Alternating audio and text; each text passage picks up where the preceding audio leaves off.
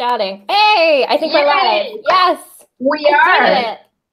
There's a bit of a delay from what I know between that but yes, I have it right here and we're live, baby. Yes. That's so exciting. I'm so proud. You should be. You managed to do that. I figured out how to use Google, looked up how to live stream, and here we are.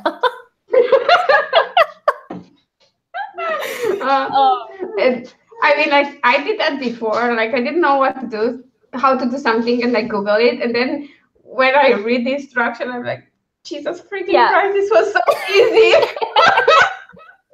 It's because, like, last time I tried to live stream, it was like, I think a while ago, and they were like, you need to download encoding software. And I was like, oh, this is going to be complicated. And, like, I have all the software. But, yeah, you don't have to do that at all, it turns out. You were just supposed to skip that because that's how I did it. I looked at it and then downloaded OBS, and I think I've used it once to film.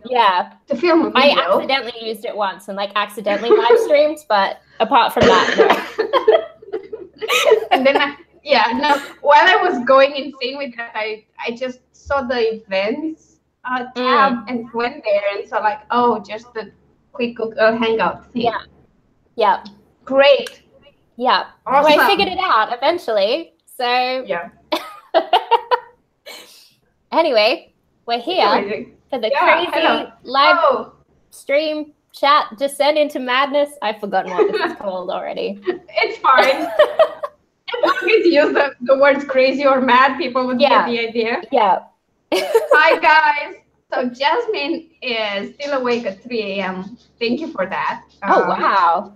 And this is so Tamara's exciting. here as well. I think it's about midnight for Tamara. Oh, wow. Oh, 10 p.m. 10 p.m. Okay, we're good. We're good. Oh, that's fine.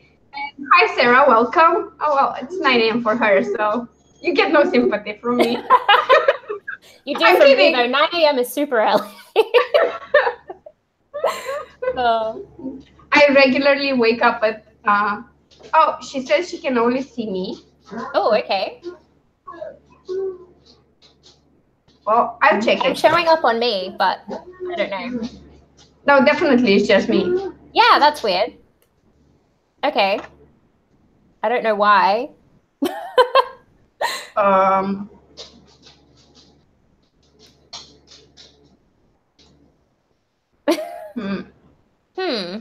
you hear me? Maybe? Yeah, I think they can hear you. They just can't see you. Okay. I don't know what's I'm Googling it. Okay. We can hear you. Yeah. Are you listening? Yeah. What do I do? It's just you on the screen. Yeah. Oh, it's just me now. Oh, great. Okay. What I don't know. Okay. Do I click on something to change that? I clicked on my face down the bottom. And then I came up on the screen. Okay. What do I call them? Oh my God. No, I clicked on mine and it shows mine. Yeah. I clicked it and it shows you. Oh, should I stop that? I think I just like okay. You're no longer presenting. I think now it's fine. Oh, is it? Yeah? No? You have to make sure. It says you have to make sure you have none of us clicked. Okay. I'm trying to do that, but it's not working. I don't know. Where do I not click? Where do I click away? I'm so good at this, guys. This is like the best intro to a live stream ever. There's so many people here and I am clueless. I genuinely have no idea what to do. You can't go offline because that would be, wait, let me. Yeah, do you want to come and have a look? It's all right, I'm getting help. It's like, if I click on my own face, I come up. If I click on Alina, Alina comes up. But it's not like swapping between them.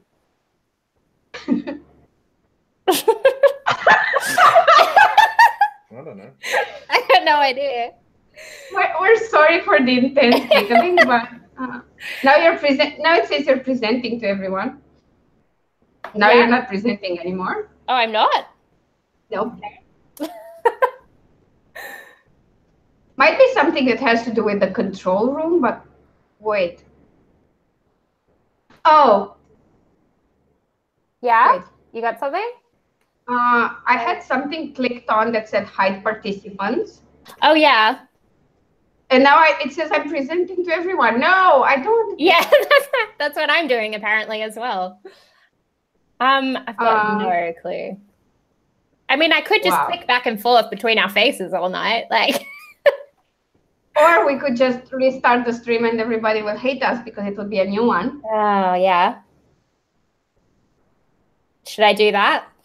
I think we'll have to, unless we find the solution to this. Sorry, guys. We're just Googling. If anyone has any questions in the meantime, feel free to put them in the chat. Wait. Or any solutions. I'm happy for that as well. What the hell is this?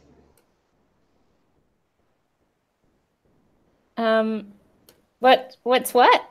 Okay. Oh, I just opened cameraman. I don't know if that's a thing I should have clicked. Is that a thing? Is that working? Let me check because I was like reading up. I mean, yes, I think it's working. Yeah? It looks like it's maybe doing something, but it's not like showing up on my stream when I look at it.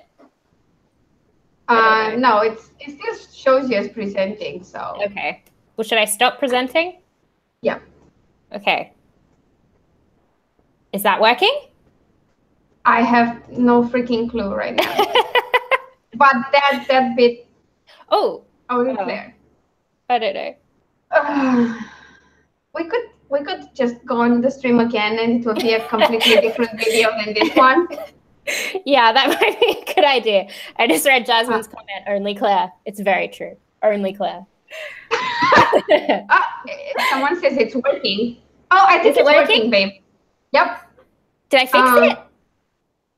No, you just let it be. Like, now it is. Working. I don't know what I did. It doesn't matter. Take the credit for it anyway. Definitely. It's all good. I fixed it. Okay. Sorry, guys. We made it. Yes.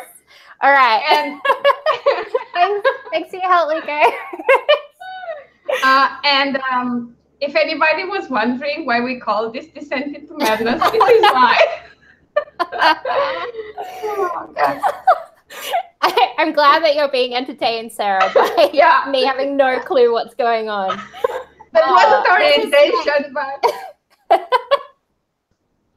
This is the most successful live stream I've ever done. That gives you, like, a clue of how bad I am at this. Oh, my God.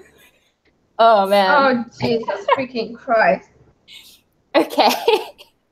I just pulled up my goals thing. Oh, yeah? For this conversation. And, well, could be better, I guess. Yeah. How are you going? But I'm doing well. Considering that I've been sick for almost 2 weeks. Yeah. It's not that bad. Yeah. Like, yeah. I'm like, I was supposed to finish like 2 books this month. Yeah. I finished one and I started the second one, and I'll be like a third into it. Yeah. But I'll still be like 45,000 words behind. But behind for the month or behind for the year? Behind, well, for the month, but for the year, I'm kind of okay. Okay, yeah. That's good. And in terms of editing, I was supposed to be done with my first book ever. Because I'm kind of doing a light rewrite. And I will be done, but I was supposed to be done with the second book as well. It's just not going to happen. Okay, yeah. So, yeah, I'm doing great. Nice. That was me being sarcastic. But okay. All right. I mean, it sounds like you're doing great to me. I don't know. Yeah, it could be much worse for how sick I've been in January and February. You were like out of it for like a week, right? And you're still like a little bit sick now. I had the week and a half where I didn't write anything. And it was only a week and a half because at the beginning of my cold, I was just so freaking stubborn. Right. And I was like, no, I'm going to swallow all the pills for my cold and just march through it. And then I didn't get out of bed for like 4 days. And after that, I decided, fuck this, I'm going to take it easy. And just relax. Nice. But you've got books done anyway. If this is you relaxing, like you can just relax the rest of the year. You'll get like 20 books done with no trouble. Right. No. When I'm not relaxing, I did implement that new schedule I was talking about. And that's been working great, but it's kind of exhausting. Yeah. Getting up early. It's not just that. I mean, with those 2 weeks of me being sick, I kind of completely thrown off my sleeping schedule. Right, I was sleeping all the time, but not at the right times necessarily. Mm-hmm. So that's kind of. I mean, I couldn't get to bed. I mean, I got to bed at 10 p.m., shutting down everything, and then I wouldn't fall asleep, which is not good. And then when I did manage to sleep, I had all these weird dreams. So when the phone rang at like 6 a.m., I would just stand up in bed and I was like, what the hell is going on? What's that? Where am I? what am I doing here? Why am That's I alive? me every morning when I wake up. I usually wake up pretty easy. But then there was the occasional interesting bit of like someone shouting at 5 a.m. And I was like, I still have an hour of sleep, you bitch. Shut up. And then I felt bad about it because it was kind of a not that great situation. Not life-threatening, but not great. And then I felt bad for just hating on the poor guy. But he was shouting at 5 a.m. So yeah, which is rude when you have to get up at 6.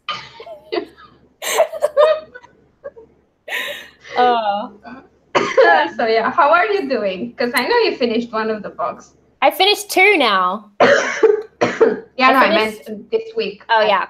I knew you finished the book this week. Yeah, I finished one on Friday, I think. Yeah. Mm-hmm. And I'd finished one earlier in the month as well. So I'm up to 2 for the year. I've written over 100,000 for the year, which means I'm only 100,000 behind. So nice. Let me just pull up the word count sheet really fast. So in terms of projects, I've completed 4 this year, but one of them was started last year. So I just finished Elixir of Flight in January. Then I finished the Sunrise with You novella. I finished a short story. And then I finished the Famous on the Internet one, which I finished this week. And that's also a novella. It was supposed to be like 35,000 words, and I wrapped it up a little over 41,000 because that keeps happening to me as well. I'm like, this will be 55,000 words, and then 70,000 words later. Yeah. And the one I started now is it's supposed to be like 60,000 words. And I kind of went deeper into the plotting of it with what happens when, because there are 3 people involved in this love story. So it's not a triangle, by the way. It's not a love triangle. It's a menage. So they all get it on together because I hate myself and I want to be always counting hands and legs and tongues when I'm writing. You need like some dolls or something to like act it out. No, apparently my imagination is wild enough for that. Nice. But I would need to use dolls to test some of the positions. Oh my god, I'm making it sound like I write a lot of sex scenes, and it's not like they're like 40% into the book when the first sex scene finally happens, because it takes them a while to get their shit together. So word counts. It would be difficult if you've got 3 people to get together. Like it would take you 40% of the book to get there, right? Yeah. just the logistics.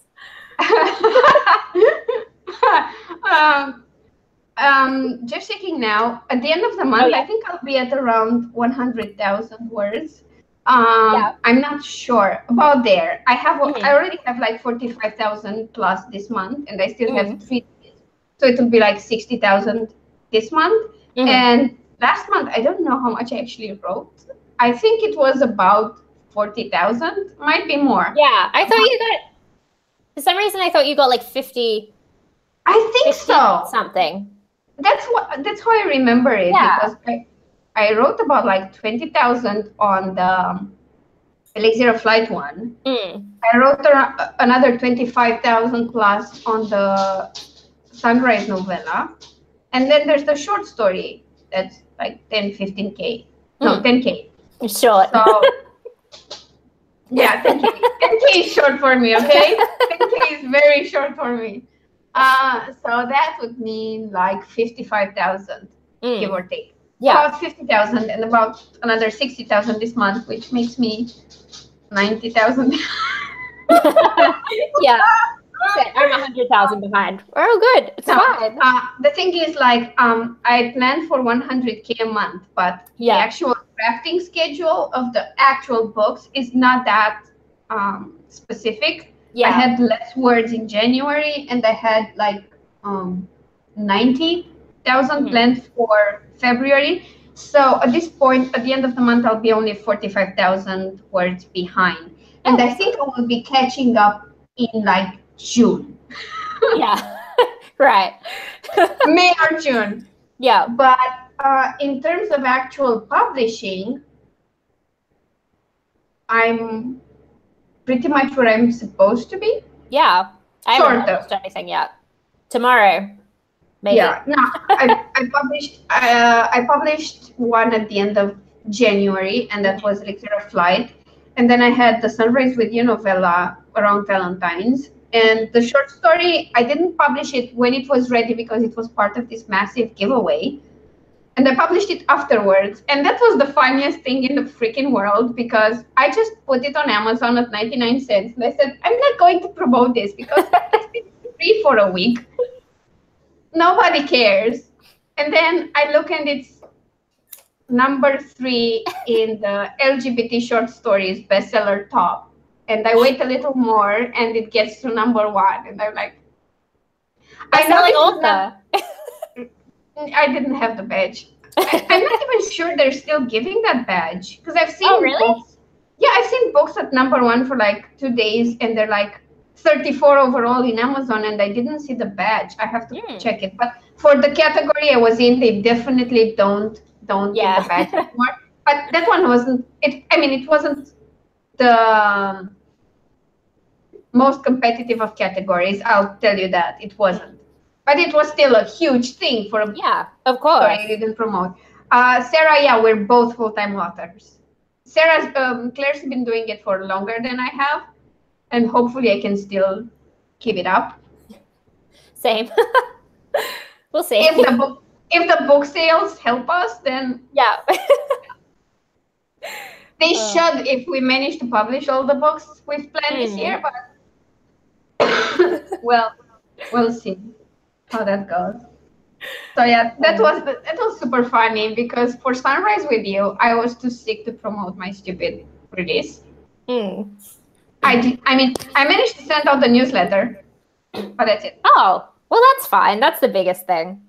Yeah, but it was February, the month of February, that we now know to hate. Yeah. For those of you, it's like the worst year. Yeah. It's the worst month. Worst month of the year. It's not been as bad this year as it's been last year. Yeah. Same for me. Last year I had like $33. Mine wasn't like much better than that last year, I don't think. Yeah. To be fair, I was just starting out self-publishing. I just had a really bad time. Yeah, no, I just re-released my books starting January, and I didn't promote them much. I didn't make a big fuss of it, because the thing with my publisher closing down was still kind of raw, and I was just, I'm going to put them on Amazon and see how it goes. And then there were sales in January and page reads, and I was like, oh, okay. And I was all pumped up, and then February came, and all my dreams were crushed, sort of. Yeah. But I was happy because I was finally working on my newsletter like 3 years after I created it. That I was still don't do that much for mine. clarekauter.com/free stuff. yeah. Mm. I have a newsletter too. You get a free book with that. You can find it under the description of all my freaking videos on YouTube. Same with mine. And speaking of free stuff, yeah. Speaking of free stuff, I should probably mention that I have a free short story right now. Oh yeah. I think I've downloaded it. I have. Oh yeah. Oh yeah. Thank you. Yeah. It's a gay science fiction short story. It's not romance. I have to give that warning because I do write quite a bit of romance, and then there's this story which has a open ending, and people hate me for it. The thing is, you get to the end of the book. This year, by the way, we're both publishing. Oh, sorry, I was just reading the questions tomorrow. Oh shit. Tomorrow. Sorry. Shit, I can't. Sorry, Australian accent tomorrow.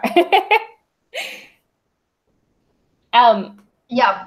So we're both doing 20 something ideally. Yeah. Ideally. We'll see. I don't send mine. I send mine to Alexi, who edits for me. I do work with an editor. But, yeah. An editor and a proofreader. Yeah. Because I'm shit at editing my own stuff, apparently. And my boyfriend doesn't edit for, I don't know. That's unfortunate. It's very handy. He makes me book trailers that look absolutely awesome. Oh, well. He's made the Angel's Feather trailer. Yeah. And that was really cool. And now he's working on the Elixir of Flight trailer, and he's showing me glimpses of it, and I'm like, oh my god, this will be so epic when it's done. Speaking of, I should probably write a script for it. Ooh, yeah. Which I have no clue how to write. Like, yeah, for a short, for a trailer script, I don't really know. And the thing is, scripts are hard. I always don't know really what to put in them. They're super long, most of them. And my boyfriend studied movies and directing in uni. So same as me, and I ended up being an author.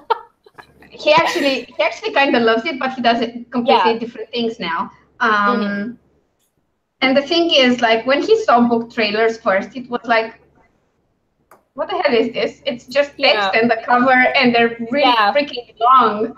What's this? And a really dramatic voiceover. Those that have a voiceover, but most don't. Oh, just okay. Have text and music. And he was like, no, this is not going to work. And I'm not, you've seen the trailer. There's not a lot of text going on. Yeah. He still asked me to take a look at it and see if I can cut some more out of that. And I was like, dude, sorry, no. I was like, okay, I'll work with it. But it's really cool to have someone who actually knows something about this stuff making a trailer for me, because it's a huge difference between that and all the other trailers I've seen. Yeah. There are some really bad ones. I have some really bad ones. They're on my channel if you want to see them. I have one book trailer on my channel, and it's just me being an idiot. I don't know. It's not even a real book trailer. I have the classic 3-minute long trailer. Music that fits really well and swirly covers. Yeah. I have those on my channel if anyone wants to see them and laugh at me. The first trailer I had made for the Bad Blood book, the first one, The Edge of Hope, that was kind of cool. It's not perfect, but it's better than most. But it's still images and text and music. And it's a bit off when stuff comes in and goes away. I don't know. I wasn't completely happy with it, but at the time my trailer looked way better than many others. Yeah. So I didn't know what I was doing, and to this day I think it's my most viewed video on YouTube. It has almost 1,000 views. The reason why is that when I started out, I did this huge blog tour for my first book. I had like 40 blogs join. Oh, wow. And I added the embed code for the trailer in the stuff I sent to the blogs, and everybody posted it. So that's how I got so many views. But yeah, it was fun. Like when I started doing this, I was like looking around and seeing what people were doing and trying to do that to market my books. I wish I knew what I know now. Yeah, I know. But I still did everything I could to give that book a fighting chance. It's not made up its investment yet. But it's been 4 years. That series is freaking not performing well. And it has nothing to do with the series itself. It has to do with how I promoted it and how I went about it. Right. There was no Kindle Unlimited at the time anyway. But first of all, people, if you're writing series and you're a newbie author, don't wait for years between books because people will hate you. They don't have the patience. I've been pretty good. Yeah, you did. I was pretty good. So, but I still didn't get like many sales until like 2 years in. Yeah, but wait. I have to look for this on Amazon. Because I just have to get the numbers clear.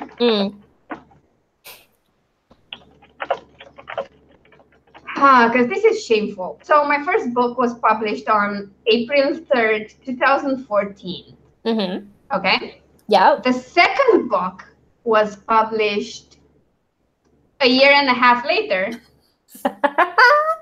So in June 2015, we're now in February 2018, and people are still waiting for the third book. Oh. I did publish a lot of books in between, but I never finished that series. So what I'm doing now is that I'm working with my cover designer, with Alina, who's amazing. And she's working with the original covers of Bad Blood, and she'll update them. And I'm working on the book itself, because the first book is just, oh my God, so much telling. This was like written 2012, 2013, something like that. That's when I finished it. Yeah. But it was my first one, and it was kind of bad, man. There's a huge difference between that one and the one that was published a year and a half ago. After that one, yeah. Words. Let's drink. So on the other stream with Sarah and everyone, they decided it should be a drinking game, and every time I say Alina count words, everybody should drink. If there was actual alcohol involved, I'd be pissed. By the way, I'm the kind of person that drinks like a small cider and gets drunk. If you can like reach it on the shelf. Yeah. Oh, I have to tell this story. It's a great story. So the thing with the shelf is that I went to the Non-Stop supermarket last night. My mom wanted a beer. And like I was telling Claire, my mom's alcohol intake per week is that one beer, which she drinks in several installments. And I was like, I'd like a pear cider. I want a specific brand. And they had it. One bottle, just one. And it was on the top shelf. And to add insult to injury, it was in the back of the shelf. Enough that I could see it, because it has a different color drink from the apple cider. So I could say that's pear. And I couldn't reach it. And I considered climbing up the shelves. And then I imagined myself falling down with the shelves on top of me and thought better of it. And I was looking for someone to help, but because it was the night shift, there was no one. So I got this instead. because this was placed somewhere where small kids can reach it. Mm-hmm. So that I qualify. I'm extremely short, if you haven't noticed.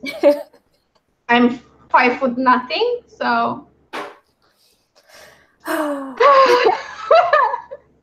short people problems, man. Like the thing is, like when you're walking and there are windows open on the street, you get right under them without even moving, and you have to pay for all that by not reaching the top shelves. Oh. So yeah, That's great. the good news in all of this is that I'm republishing my first series, which is a vampire adventure. It's like an urban fantasy, and the third book will finally be released in late April. Yay! So And exciting! I know for a it's fact only been 4 years. Yeah. Don't do the math for them, because maybe they're as good at math as I am when it's early in the morning and I can't do anything.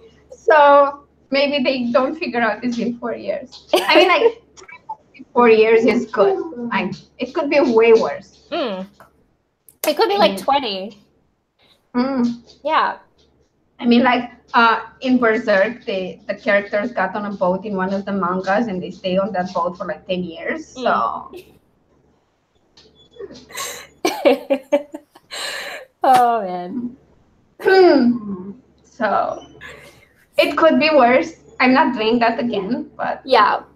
4 years, like it isn't that long for like traditionally published books. That's pretty standard, like 1 a year. It's standard, but for us, we're not. like it's not traditionally published, and you that only works for traditionally published authors because those publishers put out a lot of books every month. Yeah. And it works out well for them, not so much for the authors. Yeah. So, I don't get it. It's all right. 20 books this year. We'll be on top of it, maybe. Sure. I mean, I published 1, 2, 3, 4. I've published 4 of. Wait. Because I have the numbers here. Yeah. So I have 23 books, of which 6 are bundles. So there's that. Yeah.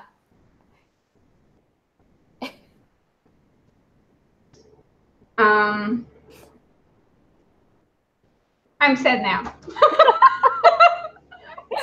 No, I'm doing okay. Yeah. I'm doing okay. You're doing great. I haven't put out anything yet. Yeah, but you've written a bunch of shit, and I don't mean by that the books are shit. I love them. That's okay. That's fine. Click added.com/free.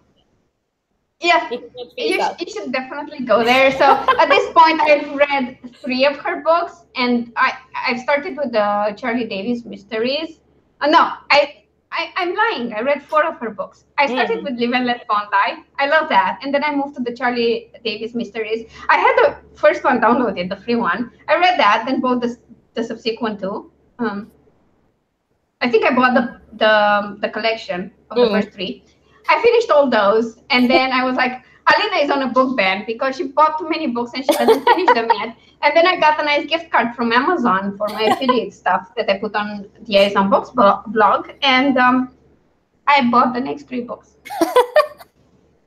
Plus 2. There'll be a new box set out next month. You can get the next 3. Shut up. I also bought Sarah's, 2 of hers. I bought the short story collection and the Inside Evil one, and I started reading Inside Evil, but the problem with that is that I can't read that at night. Too scary. But what I read of it so far is super cool, and I have some other books from other booktubers author tubers that I want to read. And as well. Yeah, and the rest I got on my TBR. Like, I want to read that, and maybe I should tell this now. I didn't tell everyone who I'm involving in this, but oh yeah, I'm excited. Yeah. If no one else wants to be in it, it'll just be me. Yeah, it's cool. So I'm planning a readathon for March, It will be called the AuthorTube Readathon, and the names of the challenges will be specific AuthorTubers. So there's a Clare Kauter challenge, which is to read a mystery, and the linked Instagram challenge is books and bath bombs, because obviously. There's a Sarah Scharnweber challenge, and that's to read the horror. And the Instagram challenge is to use like a bunny nose or ears and books in your Instagram photo, because she always has those nice bunny ears and crazy eyes on her thumbnails. So that's why. There's another one for Trinda, and another one from Nikki, and who else? Oh, Amy, obviously. Yeah. And me, because I had to insert myself in there. There will be a lot of challenges, but the idea is you have to read 6 books to be like the biggest winner of them all. But as long as you read 3 books, I consider you a winner anyway. And I've not gotten all the details figured out, but there will be giveaways. And I've decided if anyone completes all challenges, like that would mean reading 6 books in a week, you get to choose whatever book you want from my backlist, and I will give that to you, because that's just fantastic. Like, if you can do that, spot on, baby. So yeah, now, I mean, Claire knows about it. I talked to Sarah about it. I didn't talk to anyone else, but I will, and hope they don't hate me for it. So yeah, Jazz, Coke is the best. I mean, it's not, obviously, it's cancer, but I love it. Not the drug, just to be clear. Not the drug, this one, yeah, okay. I only drink the Coke Zero one because I don't do sugar. I have a replacement for sugar for when I need to sweeten stuff, but I've cut off sugar as much as I can. But yeah, I've had fights on the street over Coke with people because they were seeing me carrying this 1-liter bottle of, it was normal Coke back then, and they were like, "Why are you drinking that shit? It's not good for you." And I completely go off on them. This was back in university, by the way. Sarah, you should definitely read Live and Let Bondi. It's absolutely fantastic. I laughed my ass off. If you're trying to read before bed so you can get sleepy, don't. Thank you so much. It will be a complete but feel failure, free by the way. to let the next 3 Charlie books first. Like, go for it. I don't mind. Yeah. There's at least like 1 joke that will make more sense if you've read all the Charlie books up to Raising Hell. But so now I have to reread Live and Let Bondi after I read all the Charlie Davis books. Thank you, Claire. That's so nice of you. That's absolutely gorgeous. It's fine. It works by itself.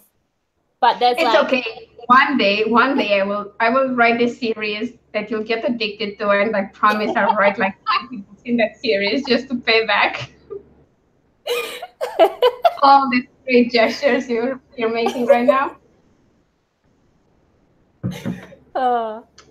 So yeah. I hope you get hooked on that serial killer book I intend to write, because it will be gory as fuck and you won't sleep at night. So Are we hooked on that one and your witch one and your detective one?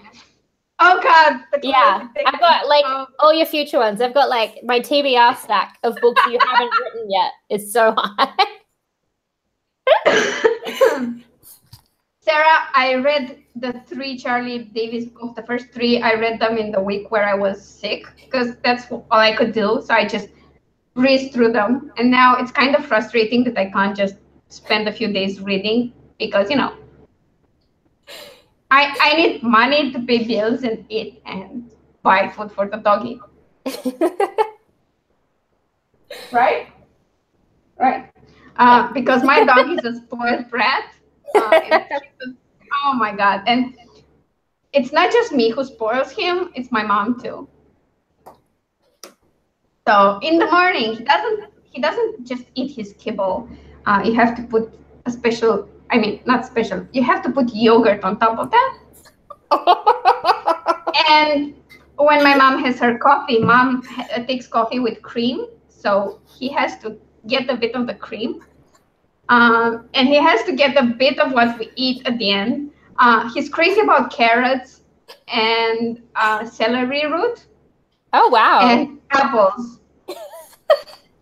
He sometimes eats orange, and if you're eating a banana, he will come because you're eating, but he doesn't really like it, and he kind of picks it with the tip of his teeth. Like it's kind of icky, but it's food. So That's great. of course, when he goes outside, he's not as pretentious anymore, and you can. And he eats all of the garbage. So it's like this super dried up bread that the stray dogs won't touch, and that it's been rained on and kind of dirty and muddy. Oh. And the problem is that after that he'll get sick. Yeah. Obviously. I wonder why. And to get himself better, he sneaks into my mother's room where she has this Japanese rose, and he eats leaves and then throws up. And that calms him down.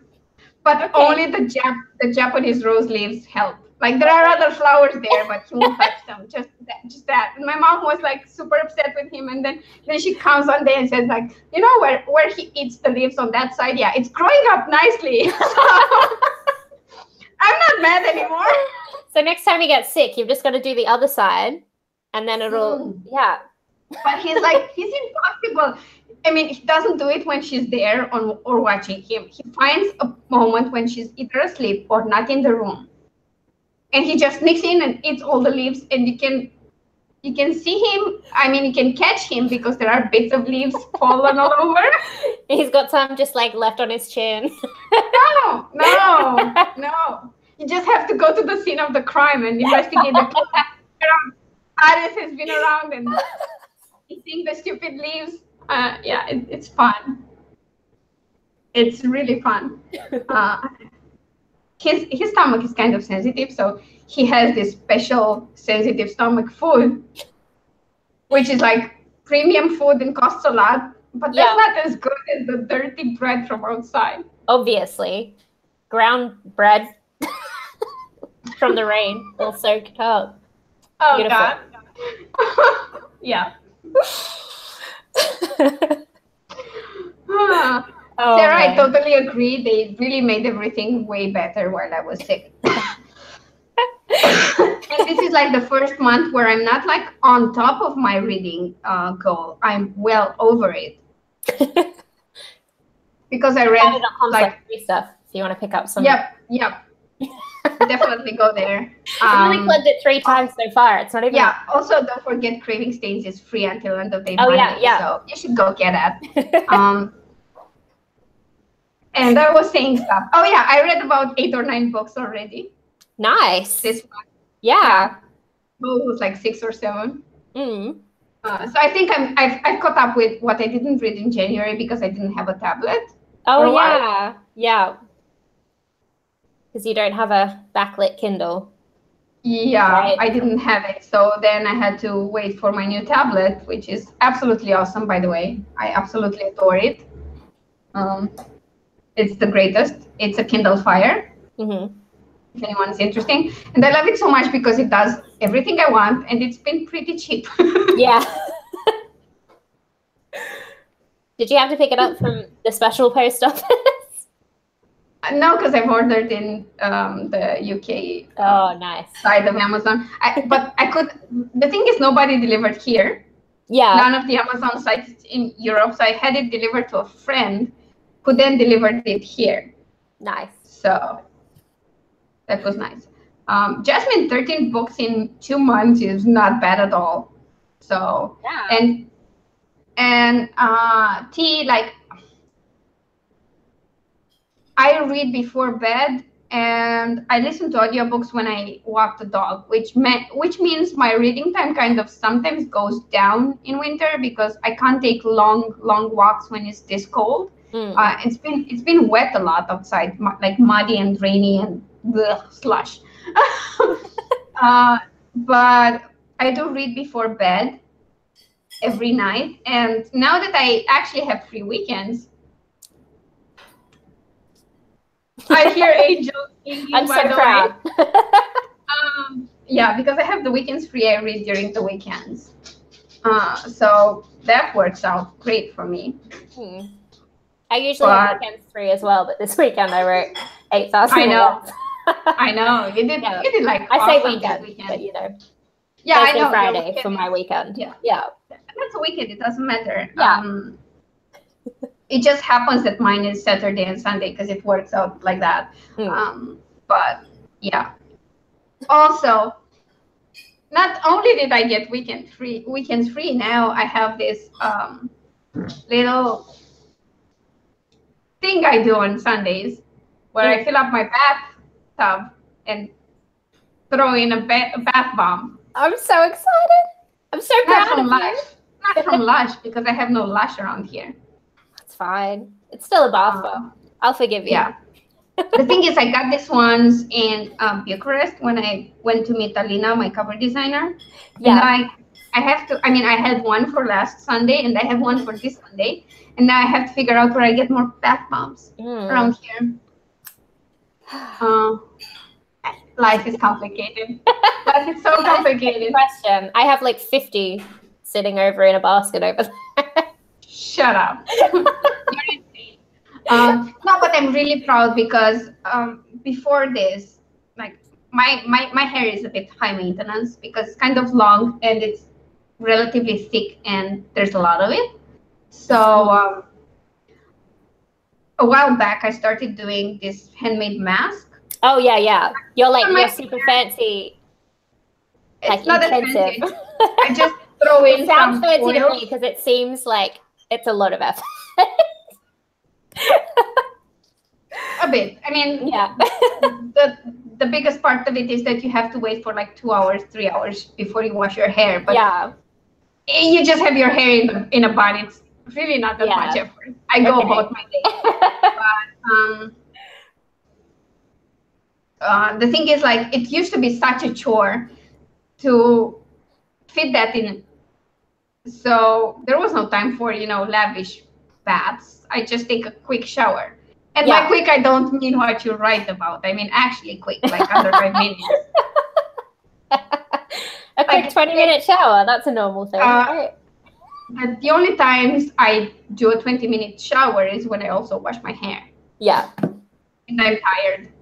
And I don't want to move along.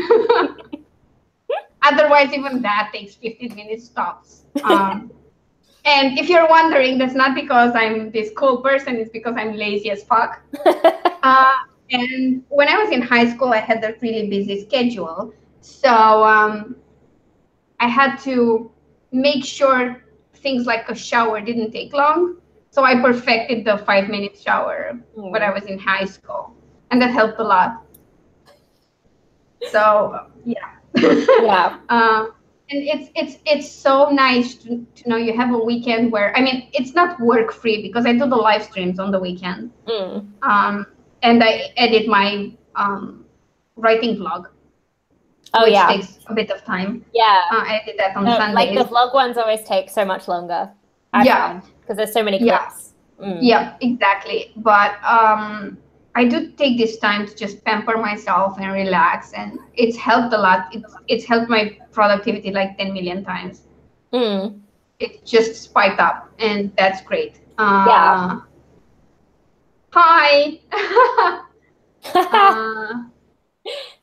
Kill off the bathtub. Kill off. Oh my God. That's great. Tamara, 5-minute showers are 5-minute showers. I'm like a 3-hour bath person, so like 5-minute shower seems. I don't have that much patience. I mean, if I read, I can spend like an hour in the bath. I'll listen to like an audiobook or something usually. That's what I want to try now. I dictated in the bath the other day. Like, I was so proud of myself. That, like, I spoke into a little transcribey device while I was bathing. Totally proud of you. I got like a couple of thousand words done. It was great. Wow, that's amazing. Yeah, I'm not getting that way far better in. at it. I'm not I got that up far to in like 4,000 words an hour. That's my Wow. speed at the moment. For dictation. Yeah. Wow. Not for That's typing. My typing's like That's 2,000 an hour max. Yeah, like I started keeping track of what I write in an hour. Mm. Well, it's more like 50 minutes because I take 5 to 10 minute breaks between the 3 hours where I write. But my max is like 2,000 words. Yeah. 2,000 is like my fastest typing, but like 1,600 is more common if I'm typing. But if I'm dictating, I can do that in like 20 minutes. Yeah, I'm like 1,300 to 1,600 per hour. But the thing is, like, I have a target for a certain word count. So the first 2 hours are always a larger word count. And the third one is just what I need to get to 4,000. Yeah, right. So that's always lower. And then the last hour in the afternoon is just to get me to 5,000. So I only write whatever's left. Mm-hmm. I could push myself to write more, but I don't want to right now because I also have like 2 hours of editing and 2 hours of marketing stuff and an hour left to just learn things. Yeah. Like listen to informational videos or read like craft books or stuff like that. So at this point, there are 9 hours of pure work in my schedule. So I'm not exactly trying to push myself harder until I get done with all these backlist projects that I'm editing, and I can reduce my time at 1 hour a day, and then I'll write more. That's the plan, because I'm afraid I'll burn myself out or something, weekends or no weekends. So I have to thread carefully. Yeah. Your ears are absolutely perfect. Sorry. I was saying that her ears are absolutely great. No problem. Kill off my bathtub. I just thought you were saying that to me, like completely randomly. Like, your ears are great, by the way. Just if you didn't know, I just feel like this is the time to tell you. I should point out, Claire, that I can't see your ears right now. I know. No, I thought to point it out because I really can't see through your headphones. I really am not a vampire or anything supernatural yet. I'm not giving up on that, though.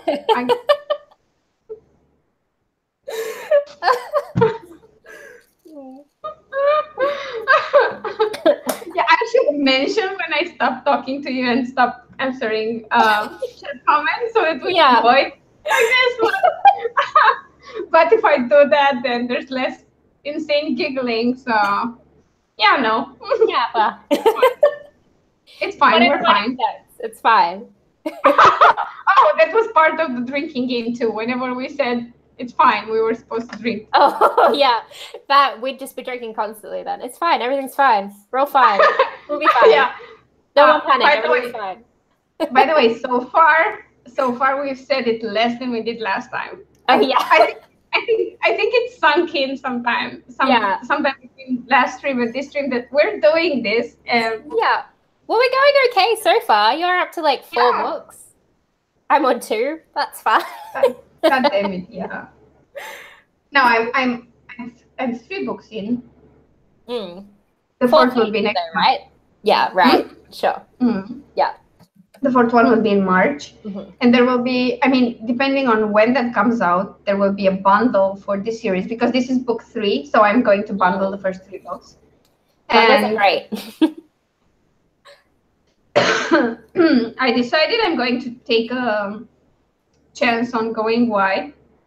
Ooh. And the way I'm going to do it with the Bad Blood books. Because I've decided to just republish. I will completely republish it as the 2nd edition because I know Amazon are pretty okay to transfer your reviews from the old book to the new one. They did that when I republished my titles as indie. Okay, sure. Yeah. Because The Edge of Hope has, I don't know how many, but it has a few reviews, and I would not want to lose those. Yeah. Well, if you don't have to. It has 26. Sure. It has like 26, so. Yeah, that's decent. On Amazon. It has more on Goodreads, but I don't go to Goodreads anymore these days for reasons. Because it's traumatic. Every time I go there, I regret it. Yeah, you can call me a coward. I don't care. I totally take the coward label. I was considering like blocking it, so I just can't go to it anymore. I just didn't go there for a long while, and then I realized I missed the way it helps me track what I read. Yeah, I haven't been doing that at all this year. I gave up sort of towards the end of last year. Because I try to do monthly wrap-ups. Oh, yeah. Okay, yeah. That helps. So I do that, but I just go there, update the books I'm reading, and get out. Yeah. I don't read reviews on my books, and I certainly don't read reviews on the books I read. Yeah. Because it's just brutal. I don't like it. And I get why, because people seem to enjoy brutal reviews, and they get you attention. But I just no. Yeah. I mean, I've been brutal about some books, but not openly, and not yeah. I did call a friend once and ranted for like an hour about how bad the book had been. Yeah. I think I've only done that with Harry Potter and the Cursed Child. That's like the main book I dislike. But I'm still going to see the play this year. And I'm very excited. So like obviously. So yeah, I don't do that much. And the thing is, like, I understand there are problems with certain books and it's fine to disclose them, but it's more about the manner it's done. Yeah. Plus, there are, I'm not sure how familiar everyone is with this behavior, but there are some one-star trolls there, and they do tend to target people who write in the LGBT fiction genres. And I certainly feel like I made it now because I got one of those people to one-star my book when they one-star like a million other books. Yeah. So I think one of them on Amazon, someone who just goes through and reads free first in series books and then one-stars all of them. Yeah. Oh, wow. I don't know why. Stop reading books in series if you don't like series. It's fine. I'm not bitter.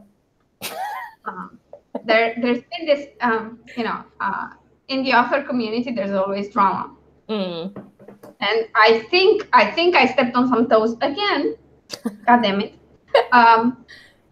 This thing started with an authors group on Facebook, but it wasn't any kind of book. This is an important detail. It was an ARC reader book. So a group of people who receive your books for free before anyone else to read them.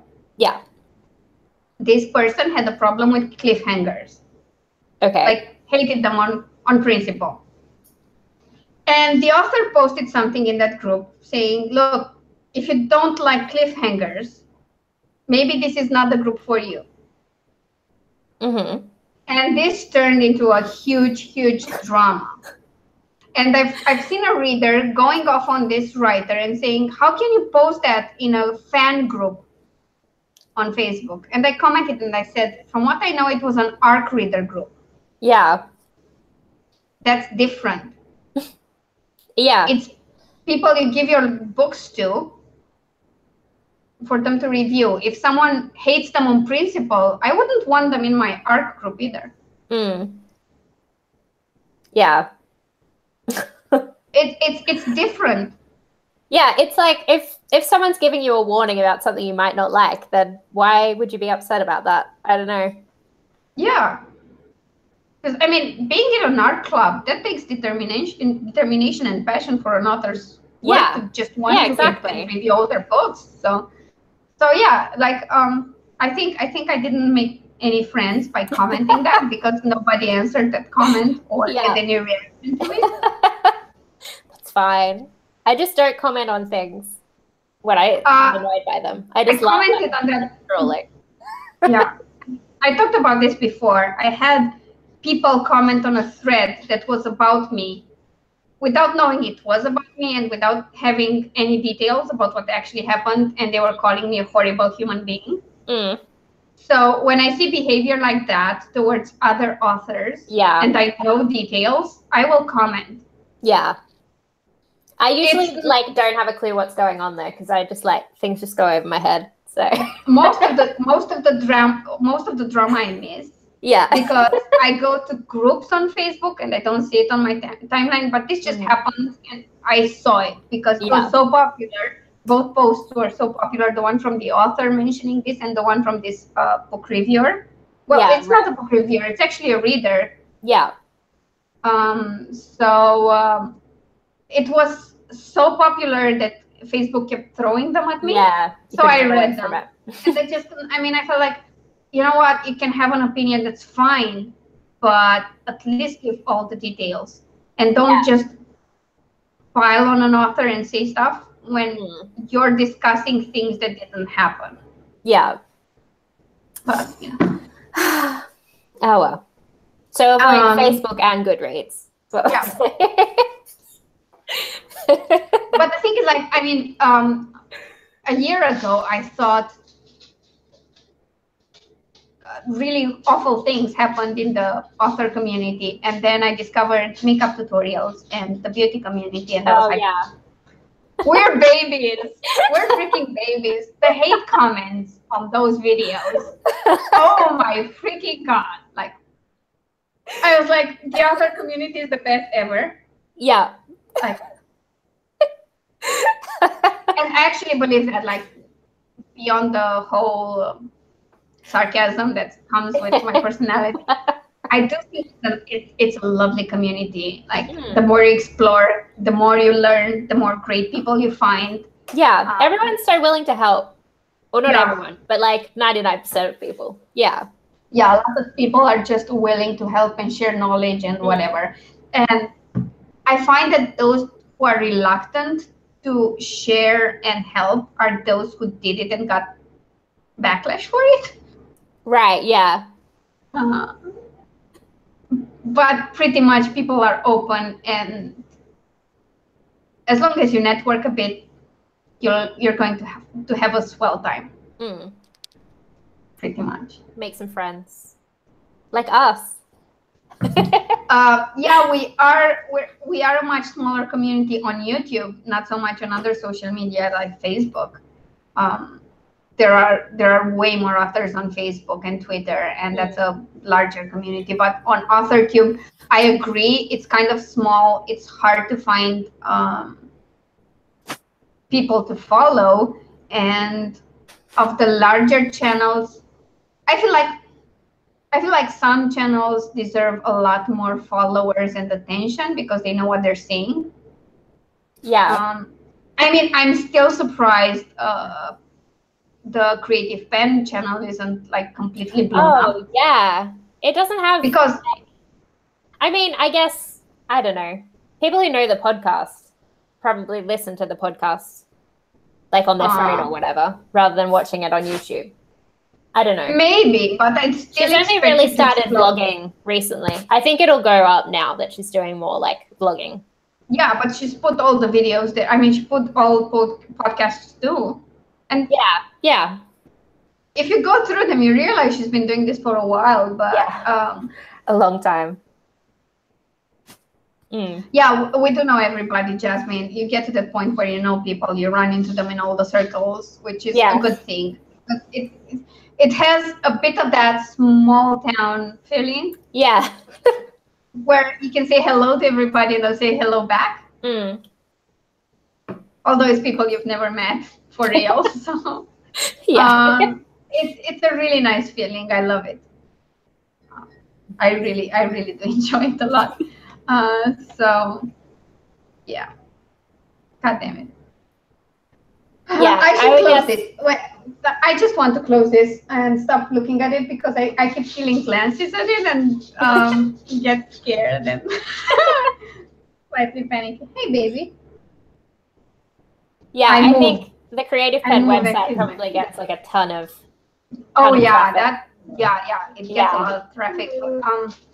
It always like is winning awards. The website and the podcast. Yeah. Oh, I don't have the podcast separately from the website, but definitely the website. Sorry.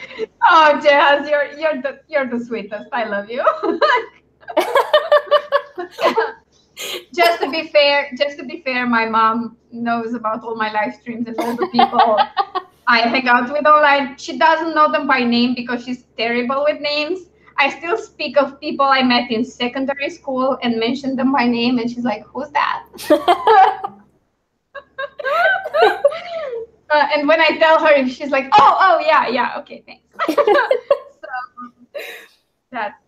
So that's how it goes.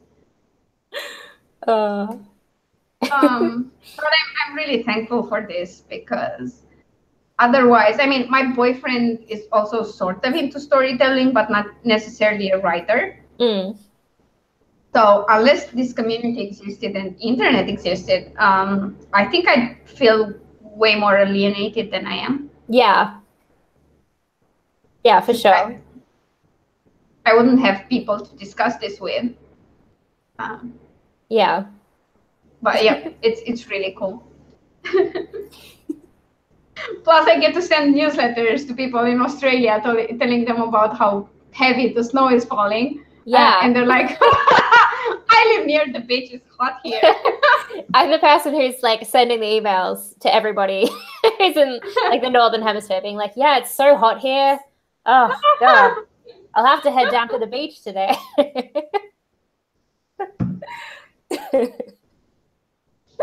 It's weird because I can't spend a lot of time at the beach because of my vitiligo.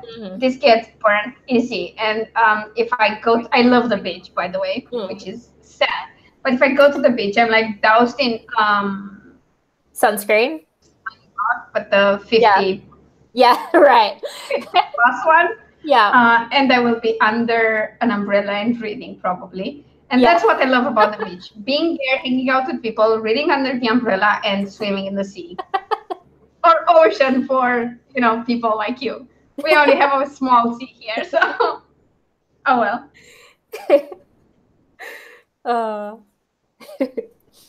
Yeah. So yeah, that's how it goes. So, but I'm so jealous. I mean, I'm so jealous of the heat mostly. I do well in heat, but I think this year I'm giving in and I'm buying an air conditioning unit, which is the thing is, like, the way our building is positioned, on most of the rooms we only get sunshine, like direct sunshine, for like a few hours in the morning. Right. So that's manageable. Yeah. But where I am in this room, yeah, I get a lot more sunlight, and I'll be baked into a nice little pie by the end of the day if I don't do that. So that's like this bit where I'm sitting now gets all the sun on it during the day. Yeah. But we have air conditioning, so I just turn that on. Yeah, I will have to give in and do that. On the other side of the house, it will be okay, but it's getting worse every year because of the extreme heat. Yeah. The extreme heat, more cars, and and I mean, our neighbors' house is burning down without you noticing. I still can't freaking believe. So I was telling Claire earlier that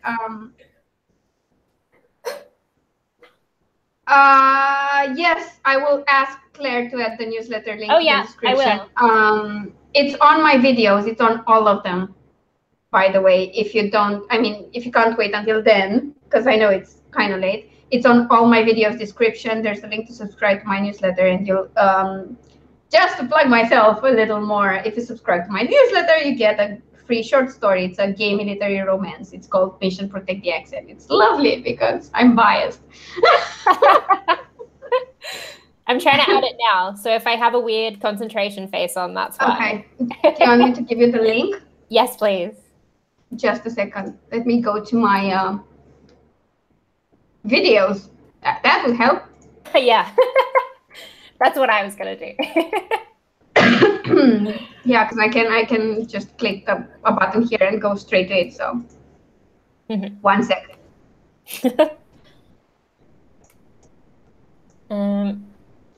Oh, it just says go to my website. Wait, I'll give you the direction. That's all right. Hold on. I should have your website. No. There's a newsletter page there, so I got it. Oh, okay. Cool. Yeah, let me just post it. I'll post it in the Hangouts chat because I can't post it in the other chat on YouTube. They won't allow links. Yeah. Yeah. There you go. Thank you, by the way. That's all right. Oh, there we go. Okay. Got it. And let's hope that it actually works when I put it. All right. It's usually pretty okay with updates, so. Okay. If you reload it now, reload the page, it should have it. Yay! Thank you. Yay! I feel so good. That went much more smoothly than trying to figure out how to get both our faces on the screen.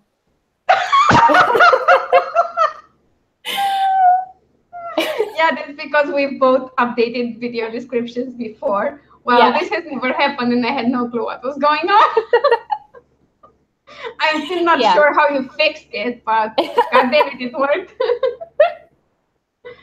It would be helpful to know why it happened and how you fixed it, because then if it happens again, we can deal with it. But I just keep clicking random things until it fixes itself again. That's like the only plan I have. Sometimes we're technologically challenged. And just a little bit. Fine. Yeah, just mostly me. Oh, me too. Sometimes it's just freaking. I mean, I'm a bit better, especially when it comes to stuff like web dev and messing up with code for websites. And that's because I started blogging in late 2004. Back then, Blogger did not belong to Google. Yeah. It was that long ago. So, like, I've been blogging for like 13 years. So at that point, if you wanted, there weren't that many themes. So if you wanted stuff added to your sidebar, you needed to do it in HTML and stuff like that. Yeah, right. And then I managed so many blogs to WordPress and went to so many installments and changing themes and whatever that I got a bit more comfortable with it. But I'm not great. I'm not great. I mean, I did work for a client once where I just transformed PDF files into HTML content. Oh, yeah. And I messed around with some JavaScript codes and stuff like that. I didn't write them. I just changed them. So now, I mean, I can go into the PHP for WordPress and make small changes if I need to. Yeah. But that's how deep it goes. my skills end there. But I know the right people with the right skills. So, yay. My skills end with, like, making the descriptions on Amazon look a bit fancy. I have to say this. Oh, my God. I have to do a video on tools writers should use. On the Kindlepreneur website, they have a page for Amazon book descriptions. Yeah. You can just insert your text, and it's a what you get editor. Right. And then you just copy the code, and it's. And I'll be doing that from now. You can. The way I did it before was just put the simple text in my KDP page, and then go to Amazon Central, to Author Central, and edit it there. Yeah. But if you ever update the book, it goes back to. This code he gives you goes straight into the KDP page. Oh. And you don't have to change it every time. That's so good. I'm going to be doing that from now on. I'm opening up the tab now, so don't forget. Okay. I will just give you the link in the chat in the Google Hangout, and if you can, if anyone wants it, you can post it in the live chat. I can't because Amazon YouTube won't let me. Yeah. It thinks I'm a spammer. It's a really great tool. It's amazing. Like, I love everything they do. I do own KDP Rocket, and I love it. So. All right, it should be in the chat now. Yeah. But this one is completely free, and it's a really nifty tool. It's great. That's so good. you don't have to waste any time with it. You just mess around with it a bit, copy some code, and it's there forever. How did an RS? I mean, Jesus fucking Christ! I'm going to murder you one day. No, I'm not. Like, I'm kidding. I'm totally kidding. I don't want anyone protesting anything. I'm just kidding. But his little fur gets anywhere and everywhere. I just picked one stray hair from my coffee, so I'm not happy about that. But when I got him, if that would have happened, I wouldn't have touched the coffee anymore. No. Doesn't even matter. Now I'm totally gross. I mean, when I got the dog, I had this thing, like if someone would stare at me intensely while I eat, I couldn't eat anymore unless they had some or something like that. Now, he comes next to me and drools all the time while I eat, and I'm just not caring. So he goes away and waits patiently somewhere else for me to finish and give him something, which works and doesn't, because sometimes if I really like what I'm eating, I find myself at the bottom of my plate, and then I have nothing to give him. And then I go and fetch him some of his treats, because some of his fancy food. No, not the food, the treats. He's got like salmon treats, because he's kind of allergic to chicken. And most dog treats have some form of chicken in them. I don't know why, but it sucks, unless they're biscuits. So I searched and searched, and I found this really cool salmon treats that look like small bones. Shoot me now. Shoot me now. It's fine. He's like the fanciest dog you could imagine. Oh, God, yes. And he's got his little rituals and stuff he enjoys, and we never stray from that. Okay. Like, his favorite things to do is to go and sleep in my bed while I'm working. Like, the harder I work, the harder he sleeps, I swear to God.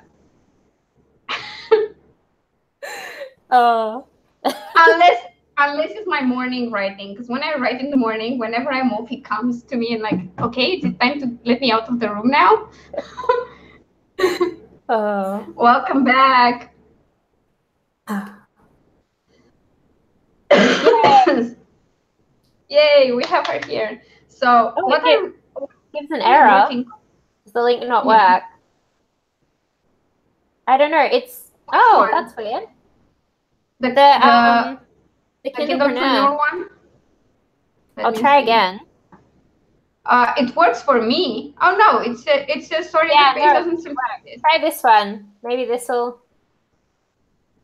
I think I know why. Oh, okay. The link I copied in is definitely working, but no, it's not clicking out. I think you need. Maybe I'll bit.ly it. See if that works. Shorten the link. I have no idea. I think it's something with their certificate. Okay. Just paste it without the S in HTTPS. Okay.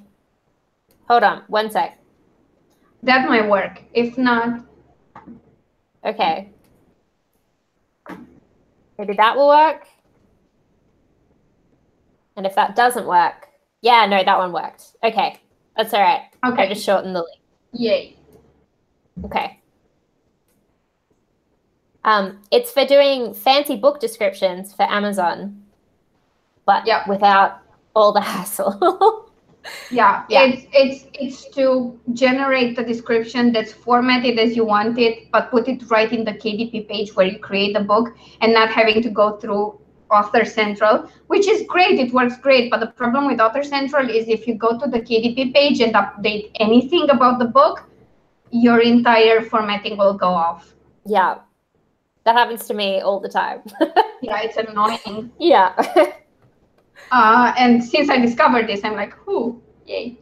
Oh, that's so exciting. I'm so glad. It just, yeah, no, it works great. And I realize now it's simple HTML. I didn't know. I mean, I knew you could do that, but who has the time for that when there's this? Yeah. So nice. So nice. You are very welcome. Jazz, I have no clue either. I have all the respect in the world for you, but if you want to go to bed, seeing how it's past 4 a.m., really there's no problem. The stream will be here when you wake up. I mean, the recorded part of it, so you can see us continue our giggle through the rest of the conversation with no problem. I can't tell you how much it means to me that you stayed up for so long to watch us. Oh my goodness. It's so late. I do take part in the live streams on Sarah's channel, which happen at 3 a.m. my time, but I sleep before those. Yeah. I sleep for a few hours and then do it. Yeah. So, yeah. I wanted to ask, what are you working on right now? Because I know you finished the book, but you're working on something else now. Oh, yeah. Well, yesterday I spent all day editing the book. So it's like edited. I gave it to Alexi and he's reading it currently. Okay. And then today I worked on Gongul, which is the second Baxter & Co. book, which is not what I was expecting to be working on, but I decided to, that's what I felt like. So that's what I'm working on currently.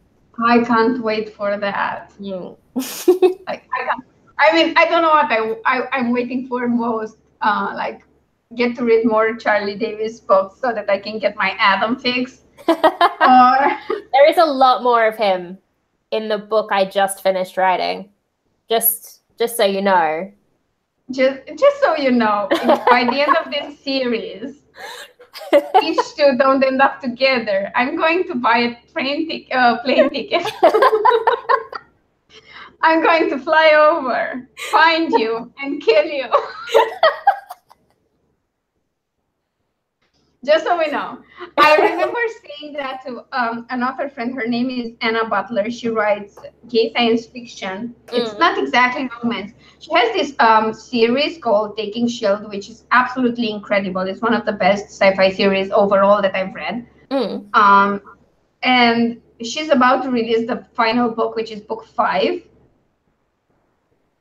And I told her, I mean, like, I went through so much shit with these two characters. They've had it so rough. I mean, the romance part is a subplot. Everything else that goes on is so mesmerizing and fascinating. But the love part of it is important for me because I love these characters and all I want to do is grab them and hug them. And I'm like, I can go through all of this if I know that at the end of the line, they end up together sometimes. And yeah, she was talking about it and saying, I don't think of it as a romance, but I do think of it as one of the greatest love stories ever, which it is. But I'm like, if they don't end up together, I'm going to come there and murder you. And she's closer because she's in the UK. I can get there fast. Oh, Jazz, I'm so sorry. I hope the coffee wears off at some point and you get some rest. But I appreciate the effort. 3 cups of coffee just to stay up. That's great. Oh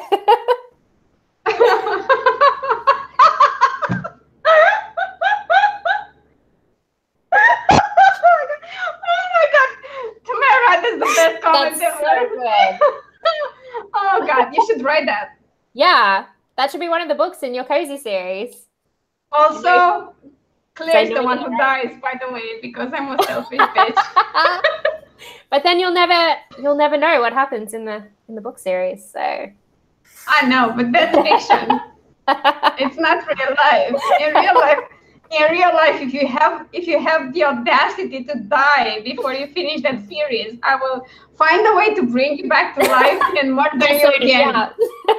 And then continue the cycle to bring you back and murder you, and you know. Then I'll imprison your ghost and make you write the story, and then I'll murder you again.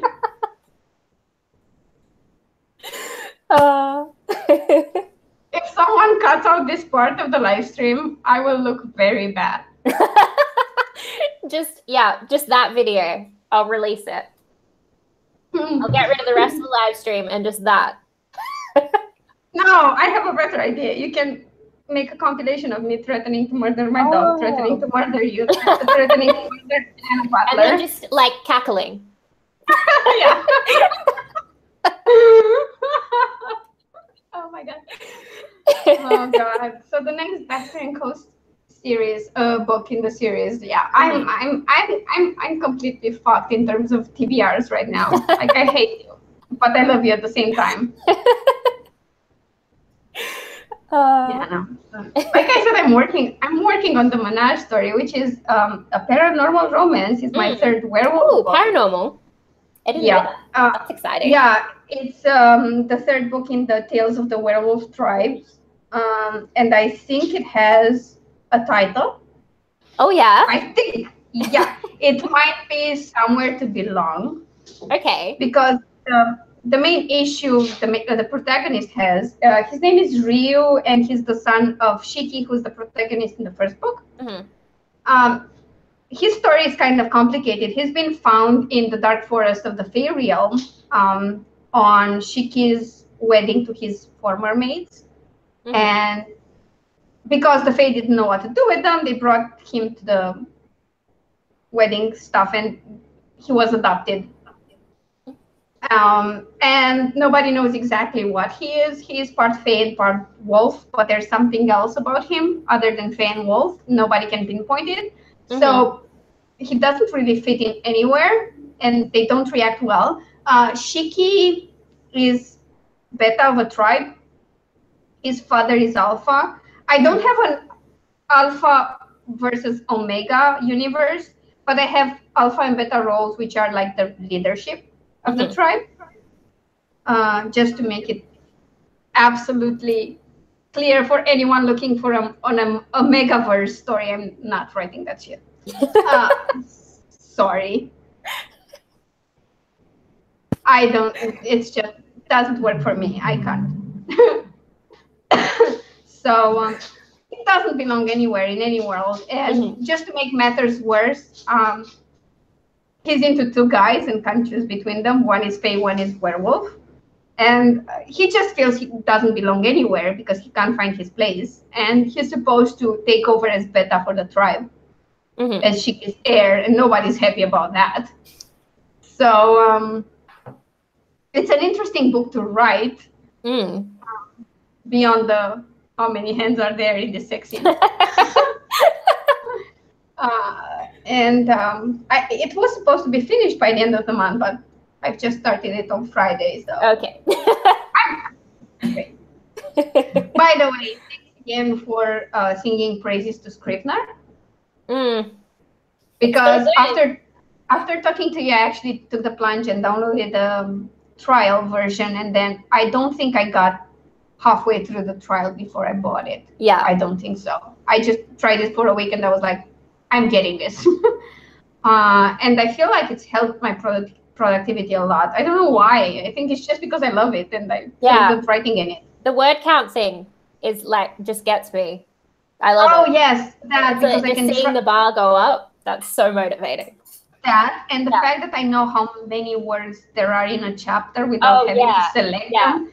That works really well because I can get an idea of how long it's going to be and if I should just switch to the other chapter. Because when I make the outline, I make it by chapters, but sometimes I have to move around scenes because otherwise I'll have a 3,000 word chapter and then a 1,000 word one, which not the smartest thing that you could ever do. So yeah, it's been great. So when are you releasing your next book?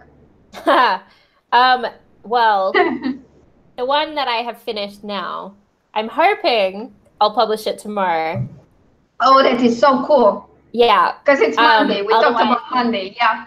Yeah, that's why. Awesome. But it will definitely be out by the end of the month. So sometime in the next 3 days. Oh, that is so cool. I'm keeping my fingers crossed for you to release it on Monday. Yeah. I'm excited to see how that goes. And then the box set with that one in it will be like 2 weeks later. Nice. And then, I finished one of my paranormal romances, so it depends whether I write another one of them and release them at the end of the month, or if I write Gongul which is the next Baxter and Co, and release it. Okay, but you're not releasing it otherwise unless you write the next one. Because the way what I'd suggest for you to try, because you can now, is to try a more rapid style release. Oh yeah, so that's my plan. So unless I have another one done and one like half done, I won't bother publishing. It doesn't even have to be half done. You just have to have it clear in your head, because you can publish the first one, publish the second one like 2 weeks later, and when you publish the second one, have the pre-order link up for the third one, and you can give yourself like 2 months for that. It's okay. Yeah, I want to try like 1 week apart, 3 of them. So I think that'll be probably April. Oh, that would be cool. I want to try that for the Witch series, and I want to go it like this: first book today, the second book a week later, the third book 2 weeks later. So the first 3 books are out in a month, and then another month later the fourth book. Yeah, I have 4 books in 2 months. That's how I'm thinking of trying it, because that will be a not short book. It will be like 60,000-70,000 word novel. So I'm thinking if I do it like that, like you have a month to read 3 books, that's decent. Yeah. But because it's a 2-month period, I want to have all the covers and blurbs and everything ready, so they can have the pre-order link. Yeah. Within them. I don't know. I'll see how it goes. Yeah. So that's the plan. That's what I was going to release the first romance at the end of March. And then April. But it depends what I write next. And I think I'm going to write the next Baxter and Co book instead. So okay. So then I'll just put it out whenever. Sarah, yes. I think the progress bar is 90% of the reason everyone buys Scrivener. Yeah. Definitely. Hi, Natalie. It's great to see you here. Definitely need to use the progress bar. Yeah, you definitely need to do that, Tamara. And having 1 release per month sounds really cool. It works great. It works well for me. But I do want to try the rapid release too. The thing with my books is that right now I'm trying to separate my marketing and my newsletters. I'm trying to have my LGBT fiction ones, and then my urban fantasy, which are non-LGBT. And by that I mean the protagonist and their love interest are not LGBT, because there are LGBT characters, obviously. I live in the real world. Thank you very much.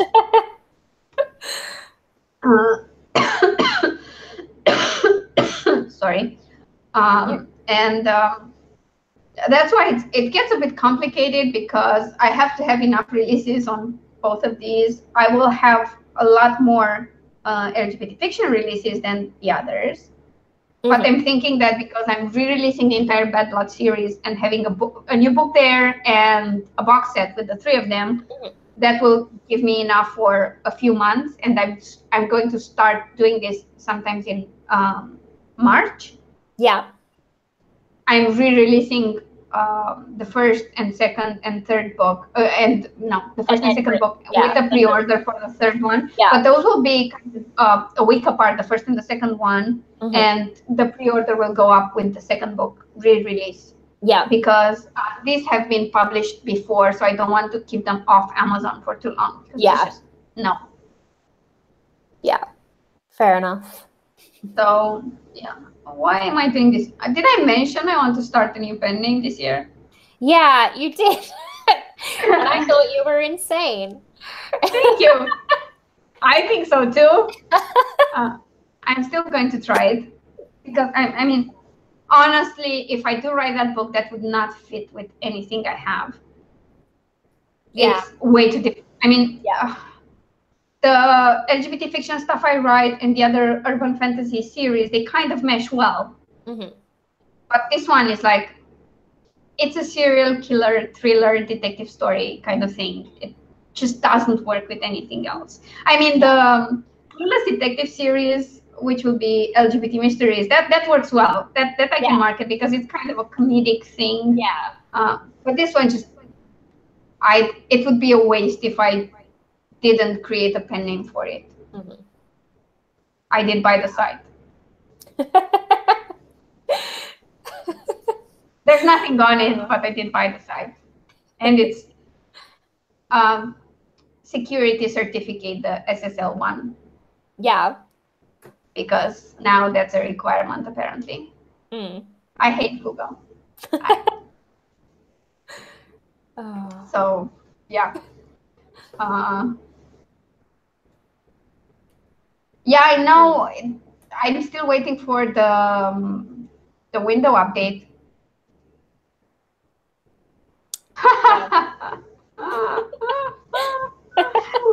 Well, thank you for that, Natalie. It always helps to know I'm not the only crazy person around. I know that it's lovely to know other people are just as insane as I am. That said, I don't know any normal people, so. Yeah. Oh, man. That sounds so elitist. I won't be friends with you unless you're crazy. Or at least, slightly on the insane scale. Yeah. That's fine. I mean, I could try, but people who aren't like, at least a bit not entirely there, tend to think I'm too crazy for them and they reject me. It's not the other way around. I agree. I agree. Tamara, normal is freaking boring. Yeah. Although, just to be completely honest, sometimes boring becomes my #life goal. I think that sometimes I'm like, man, I'd really love to have just like a daily routine. Like that's like the level of boring I aspire to, but well, hate to break it to you. Now that I have a daily routine, I can tell you there's nothing boring about it. It's rewarding. It's rewarding, but it's not boring. Because the moment you get a nice routine and you get it working, then things start to go to shit. Like, errands you had planned for a certain day get switched to a different day. Things go awry. People want stuff from you earlier than you thought. You get sick. Yep. So, yeah. Sarah, having an erratic sleeping schedule is really, really hard to manage. I know because my boyfriend has that issue. His circadian cycle keeps getting thrown off periodically. He suspects it's a chronic thing because he's been dealing with it for like decades. Yeah. So the way he does it is that he has tasks that he needs to accomplish every day, but the time when he has to do it varies. Yeah, depending on how he is on his sleeping pattern. Yeah, that's sort of what I do now. Yeah. Because, I don't get up early. That's the real reason. I don't think you should push yourself to wake up early unless you are a morning person. Yeah, I don't think I am at all. What I read about this is that it's the most efficient way to go about it, just to get a lot of writing done, for example, or whatever your major task is for the day. The most important one is to block the most productive time of day for it. And just do that. So for me, that is mornings. I get to write 4,000 to 5,000 words in a morning session of 3 hours. So that works well. But if you're not a morning person and your most productive time is afternoon to evening, it would be crazy just to put it in the early morning because people tell you to. It's just. That's my theory anyway. That's what I know. I mean, I wish I wasn't so much of a morning person. I feel that being a night owl is so much nicer to say, especially when you're an author. But unfortunately, it suits being an author. Staying up really late. Yeah. Staying up late and writing. I used to do that like when I was in secondary school when I didn't sleep much. Like I think I slept for like 6 or 7 hours a day. Oh, wow. yeah, that I had important things to do. And I think I did it a bit again in the first couple of years of high school. But after that, I turned into the old lady I truly was. And I need to go back to sleep. I need to go to sleep early and sleep a lot. And so, yeah. But I always find it so fascinating to be awake at night and write. And it's just fun. I don't know why. It feels more fun to do it at nighttime. And too bad I'm a zombie and my productivity goes out the window. So. Oh, whereas I write faster if I'm like slightly sleepy at nighttime. Yeah. Yeah. I'm kind of enjoying it now because at 6 a.m. it's dark outside. Yeah. It won't be that for long because summer is coming, but I'm enjoying it now. It's kind of like being awake at night and writing. You can pretend. Kind of. Yeah. Oh my God.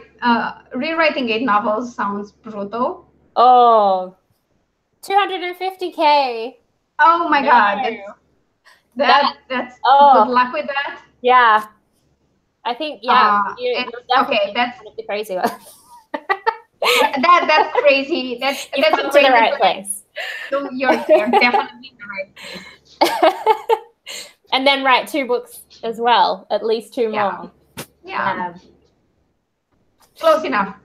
Yeah. I mean, we do have plans to write 100,000 words per month, and then we have editing and publishing on top of that. So yeah.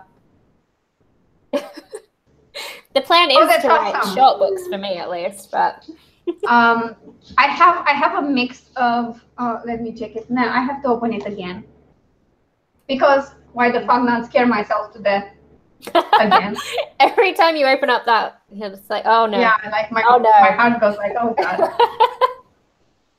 Why do you hate yourself so much, Alina? So let's see. I do have a pretty good mix of novellas and novels, but my novellas are never under 35,000 words, so they're not the shortest. They're more like novels.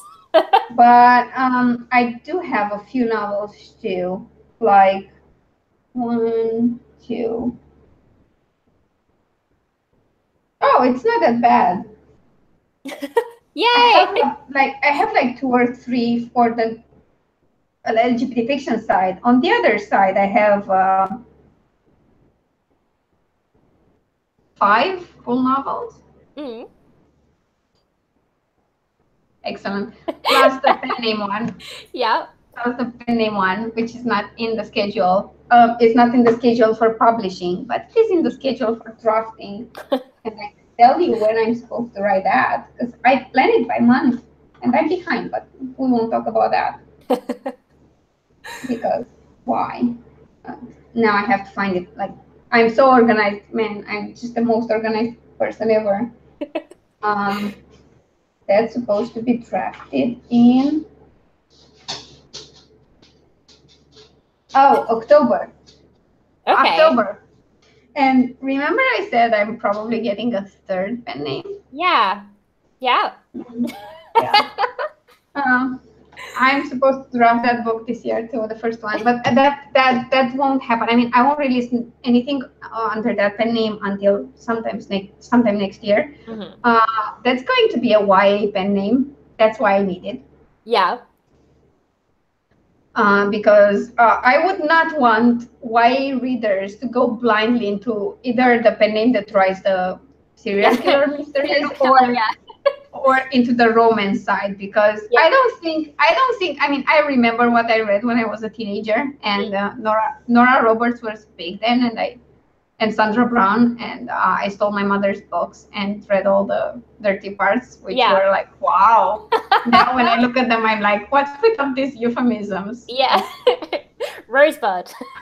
Yeah. I swear to God, that's the thing I love most about reading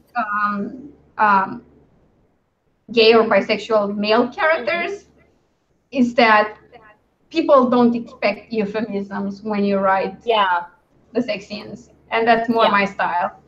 I'm not an euphemism kind of person. Same with me. So if you read my paranormal romances, you'll see. Yeah, I did the same thing in the Bad Blood series, because there is something. I mean, I call that urban fantasy because I struggle to figure out what the difference is between urban fantasy and paranormal romance. And it's pretty much how important the love story is in all this. Yeah. So if the story can exist outside of the romance, then it falls more into urban fantasy. So that's kind of the case with the Bad Blood series. But there are sex scenes, and there's a weird mix. I mean, I have some fade to black things, and then full-on sex scenes. But there's a reason for that. I didn't do it because I shied away from the sex scenes. It's because I wanted to indicate that this is the guy who matters more. Yeah. I get you. So that's why I did it, but no, not a lot of euphemisms there either. Yeah.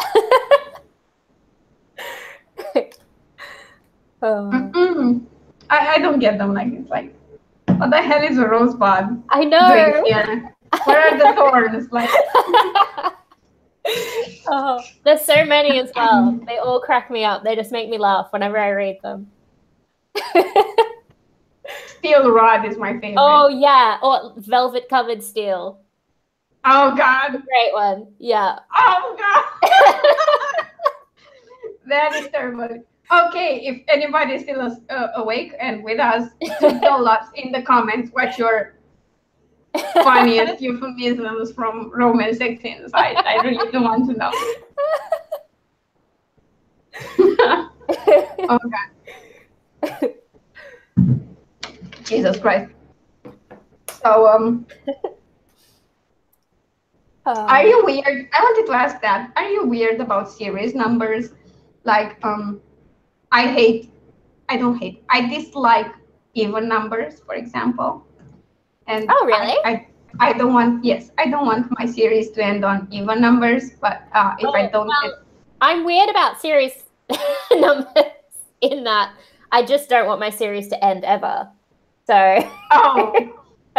yeah. All the arcs conclude, but I was thinking that the middle ground for that would be to just keep some big trilogies, and for the rest up at 9, because it's a nice number. It's not even, and I can still do 3 box sets. My arcs usually go in like 3s or 6s. Okay. So, why I say that? In one of the series, that's true. In 2 of the series. But, yeah. Yeah, no, because the thing is, like, now we have to make a distinction between series and serials. Oh, yeah. Because it's different. In serials, it kind of goes, I mean, they follow the main arc. They don't have that separate of an arc to themselves. I mean, you have to kind of read them in order to make sense of them. Yeah. I have some serials. I think the Clare Chronicles one is the only one to this point, and the Bad Blood series. But all the rest are are series that you can read in any freaking order you want. Because they're distinct stories under the same theme. Like for the Famous on the Internet series, the characters from one book to the other have no connection to one another. Yeah, that's what my paranormal series is like. Yeah, for the werewolf series, it follows the same group of characters. I mean, they're introduced in all the books, but the stories themselves are standalones. Like, you can read them in any order you want, and it would still make sense. 9 books, cool, awesome. I love 9. It's a great number. My most favorite after 7 and 3. Well, it's 3 by 3, so yeah. I know I'm weird. Yeah, it doesn't bother me how many books are in a series, I don't think. I don't know. I'm insane. It's fine. It's like I prefer uneven, like odd numbers in everything. Like being 26 sucks, but being 27 is great. And I love 2018 because it's kind of 9 in the end, but I can believe it's 2016 2016, and 2017 was so much better. Because 17. And if 17 you is a give nicer me number than 16. I agree with that. I don't know why, but it does seem like a nicer number. on top of that, prime numbers, man. Prime numbers are the bee's knees. Except for 2. 2 sucks.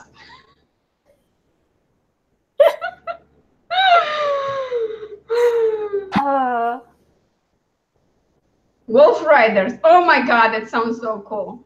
Oh, yes. Nice going. Nice going. I wish I had such great naming skills for my books, but you always seem to struggle with the names. Mine are just all like slightly dodgy puns. Or 2 words that rhyme. That's it. Oh god. So let me tell you the story of the Bad Blood trilogy. It's important. So I started writing the first book. I have no name to it. Well, I have a working title that later became the tagline of the book, which is "The road to hell is paved with bad relationships." Nice. Yep. I don't know why the heck that's not on the book blurb anymore. Because I'm an idiot. And I realized it's just too freaking long for a book title. Yeah, it's hard to get Sadly. I mean, unless you're writing Japanese manga or visual novels, that's too long. Yeah. For those, it's slightly on the short side. And then I go like, oh, Bad Blood. And Bad Blood is great. But then I realized Bad Blood works more like the series name. And then I'm like, what the heck am I doing? And I had a working title until I think like 3 or 4 months before the book release. And then I go like, oh, The Edge of Hope. Yeah. That sounds great. And I have a paragraph in the book where she talks about, she talks to this vampire. In my universe, vampires are not all the same. They come to Earth from a different realm, and those are the original true-born vampires, and the one they create here are called base-born vampires. So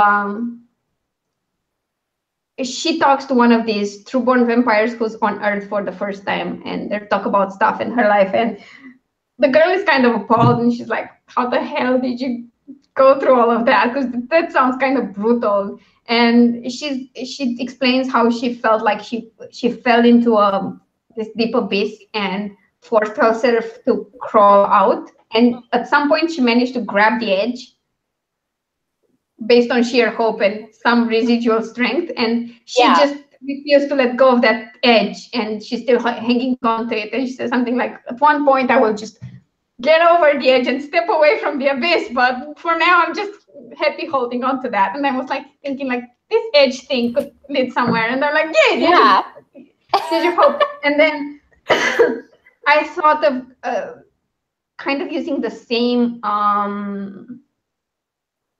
title pattern and inserting things from the book, like its themes or what's going on. And then I got The Edge of Hope, The Breaking of Bonds, and the last one would be The Fall of Darkness. Which I think The Fall of Darkness I like the most because it can seem ominous and hopeful at the same time. Yeah. Which depending on how you yeah. So that was like, but it took me 3 to 4 years to get to that point. It's so funny because it takes me like, I'll be like for 20 minutes maybe. I hate you. I hate on like a difficult title. Otherwise like it's now, just like, now I have a title whisperer, but now I think I should add you to the mix. I mean, between you and her, I'm guaranteed to have a nice title. The strangest thing is that sometimes I have like this aha moment and the title comes to me like that happened for Strength to Let Go, for example, because I was writing the book and thinking, what the fuck am I going to do for a title? And then I watched the Criminal Minds episode, and they had a quote in there. Yeah. About it was something like it takes more strength to let go and move on than to stay stuck in the past or something. I don't remember. And I was like, oh my God, that's exactly what my character is supposed to do. Strength to let go it is. Yay! Oh, that's so great. So yeah, that's awesome. And for the Flyer Chronicles series, the Angel's Feather one, Angel's Feather was really easy. That came to me really fast. The Elixir of Flight one, I struggled a bit, and I used my title whisperer. And the thing is, like, sometimes I'm just going like, oh, I need a title for this book, and then I just tell her about it. And the more I condense the story, the more I feel like, oh, this is the title. And she kind of provides the input, and then I get the title in like half an hour. Nice. Half an hour is not too bad. 3 years, half an hour. I'll take it. Yeah, that's so funny. I don't think I've ever written a book without knowing what the title is already. Oh, I do it all the time. I think of it. Yeah. No, if I didn't do that, I'd be just like, the fuck am I doing? I'm never writing this book. I can't wait for 3 years to start writing it. Well, I mean, it just, yeah. I don't like intentionally have to have a title before I start writing something. I just already have like 20 titles in my head. Yeah, I'm writing. Works. That works. I have 20 story ideas in my head, but none of them have titles. Natalie, you're so lucky, and I kind of envy you. Obviously, like Amy Claire. Yeah, titles are not so hard for me. I don't like blurbs. I was writing a blurb today, and it's awful. It's a really. I don't think I've seen. I've not met or heard of any author who enjoys doing blurbs. Yeah, this one's particularly bad. Usually I don't mind. They're like an hour and I'm done. But this one is just... Ugh. Well, seeing how I stressed you out with several of my blurbs, I'm all up for brainstorming after the stream. So. It's like, it's really bad. I need to rewrite it like another 4 or 5 times before I will let someone look at it. Yeah. Tamara is my girl. She has no title yet. Yay. Yeah. Thank you. I have though, just a pun. You just need a pun. Yeah. Which is like my area. Sarah, we found our unicorn, the person who loves writing blurbs. What? I usually don't mind it. I don't like enjoy it, but I usually am fine with it. But this particular book, I don't even know. I just don't know what to say. I don't particularly love or hate query letters, seeing how I'm indie. I've literally never written one. So. I've not written. I mean, I did at first for the Bad Blood book. At first, when I thought I wanted to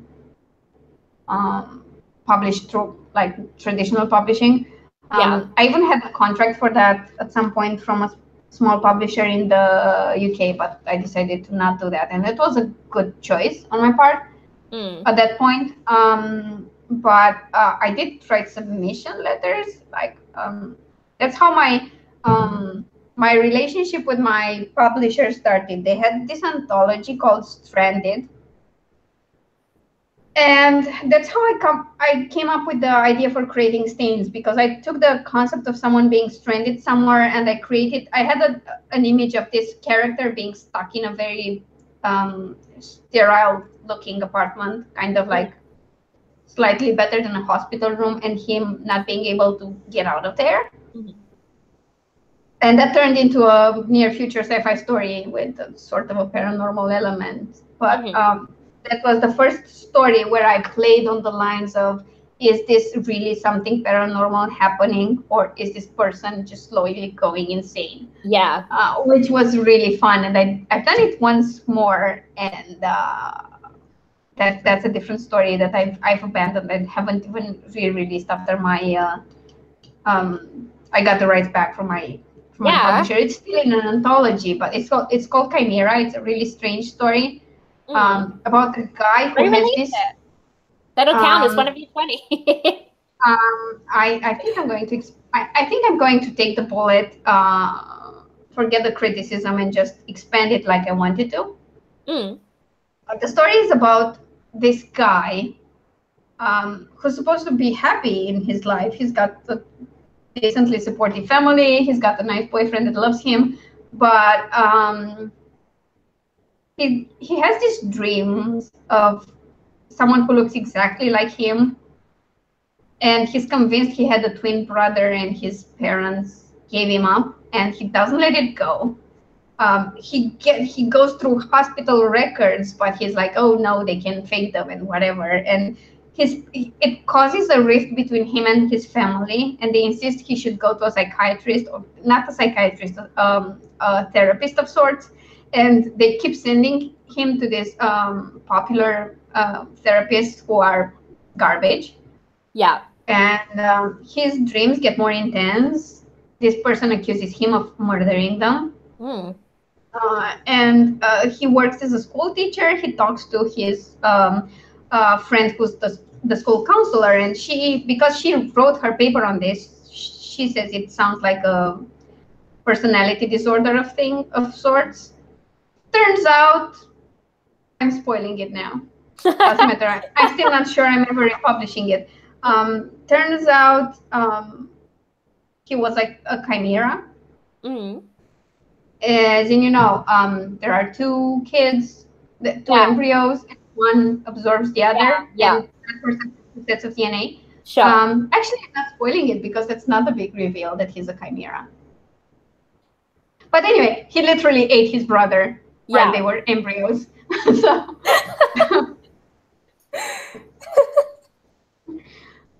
that's just the tip of the iceberg with the reveal. And I thought it was a really nice premise because at some point he's convinced he's going insane. His therapist says that if he continues to do that, he won't only alienate his family, but also lose his boyfriend, and he's super scared and doesn't know what to do. And then he realizes, oh, this is causing it. And then it gets worse from there, by the way. And the thing is, like, I got a lot of comments like, what is this? Therapists don't act like that. There aren't any sham therapists. And I was like, what are you talking about, man? Really? I know people who've gone through therapists and psychiatrists and whatever for years and years, and it took them like 20 years to get to the bottom of their issue. And it was a chemical imbalance that was easily managed with a supplement. I studied psychology at university for a while, and everyone in my class was. It was terrifying. Someone bit me. I'm not joking. The classmate bit me. So I feel you. Oh my God. Did you see Tamara's comment No. in the chat? You know, like you do on a Saturday night, eating your brother.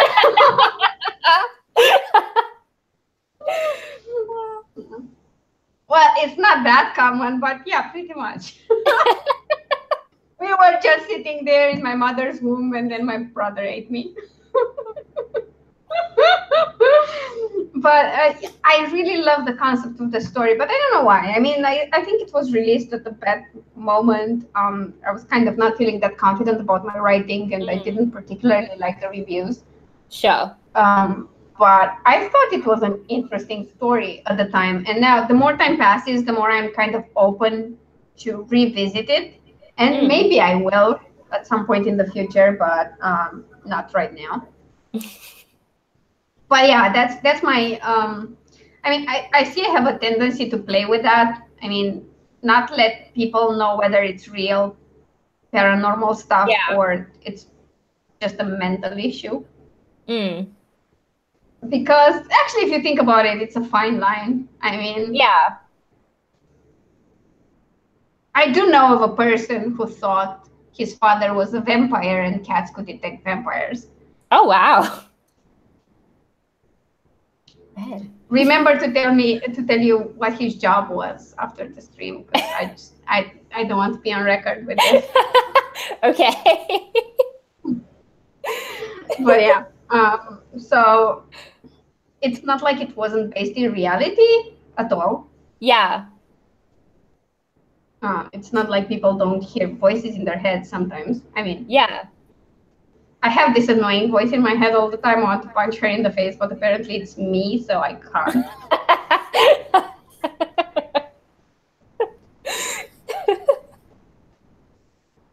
Have you watched Westworld, by the way? I've seen bits of it. I didn't watch it from start to finish. Oh, okay. Then I can't spoil you on that. But there's a concept there about voices you hear in your head and being self-aware. Yeah.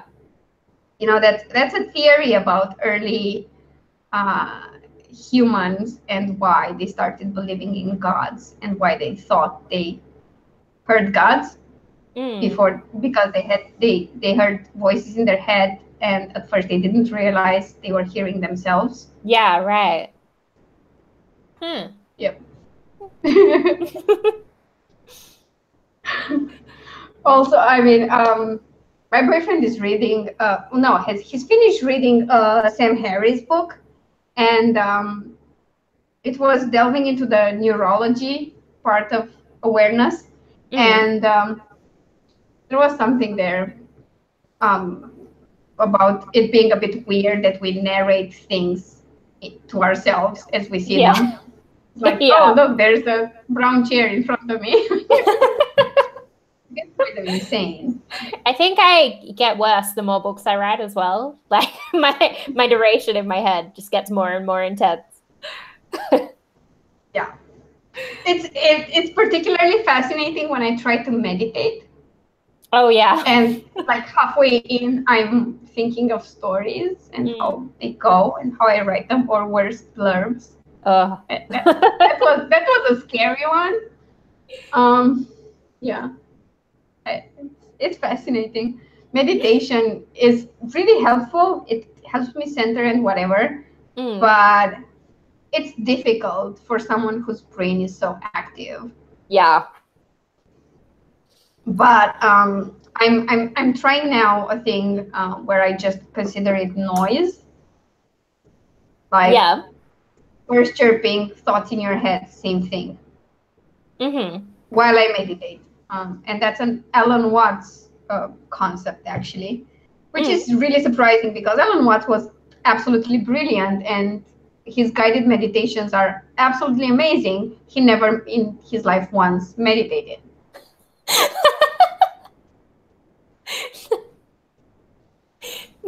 That doesn't make any sense. Well, he looked into it. He knew a lot about it. He knew a lot about Buddhism, but he didn't meditate, or maybe not in that way. I don't know. I guess booze was better. He's one of the most fascinating characters I've discovered through my boyfriend. Yeah. And it's really funny because I think I've mentioned this, but I do a D&D stream on Fridays with Sarah's husband, Mike, my boyfriend, and Bob. And the moment Mike introduced his character, who's a sort of cleric, the moment he told me about him, I was like, you just turned Alan Watts into a D&D character. And he was like, yeah, obviously. So enough to say, Christopher, his character, is always drinking. Oh.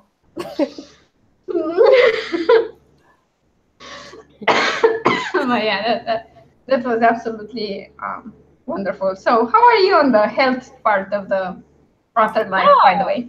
I've been going pretty well. Yeah. Been doing stuff. Tell me about it. I've been dictating. That's the main one. And that's healthy? That well, I won't while I do it.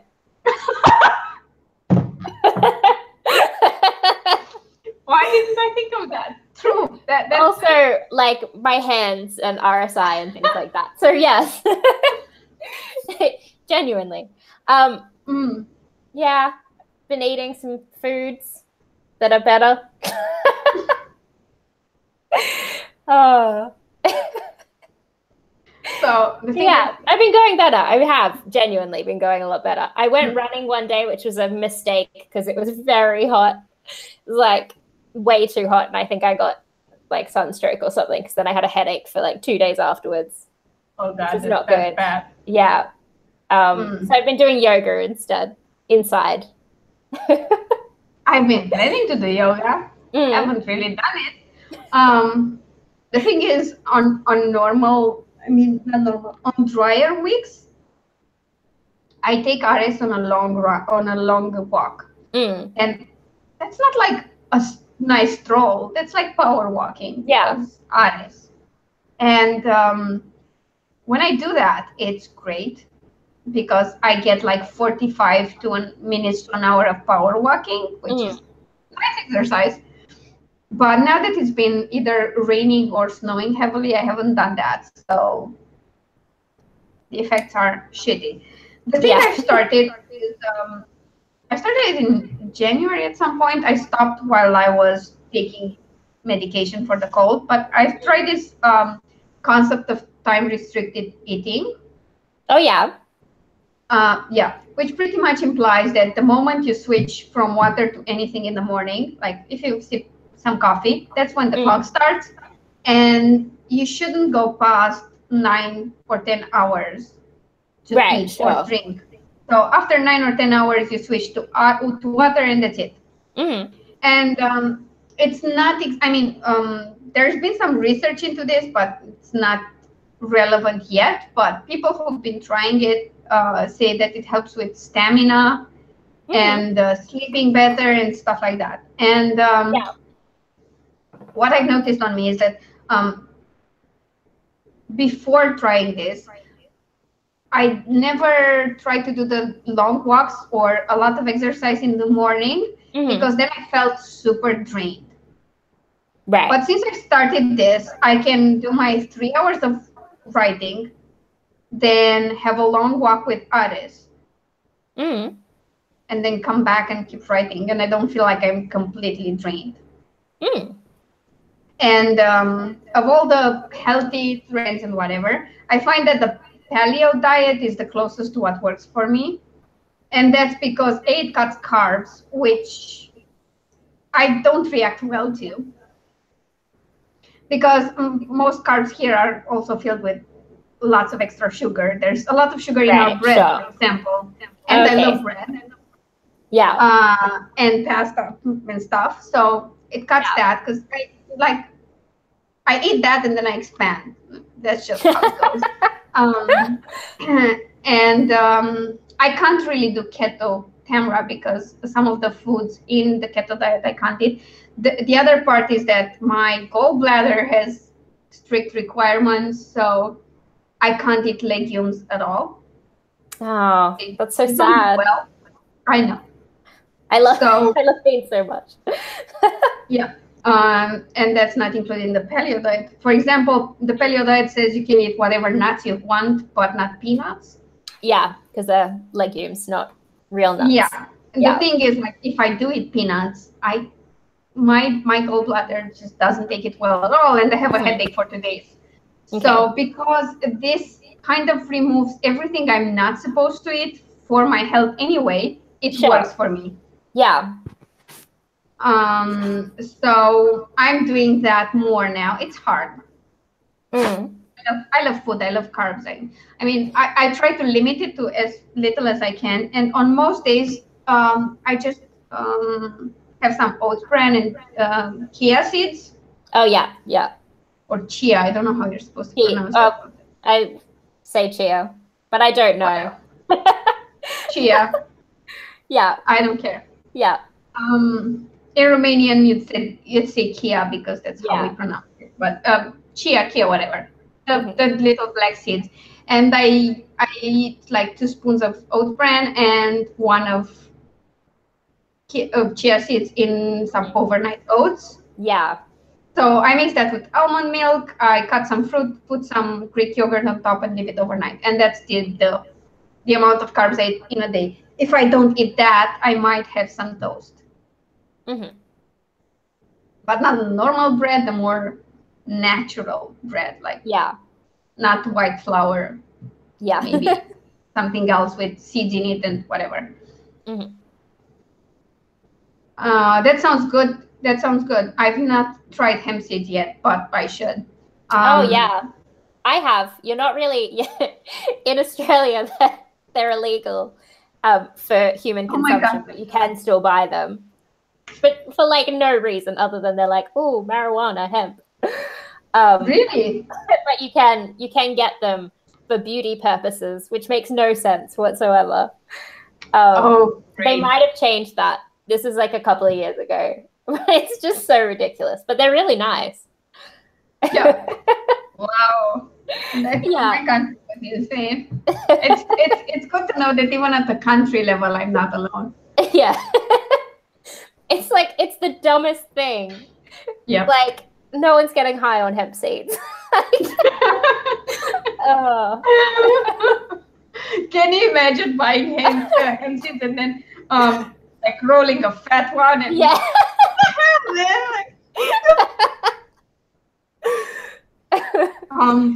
Yeah. I love this view on marijuana and everything that it's bad.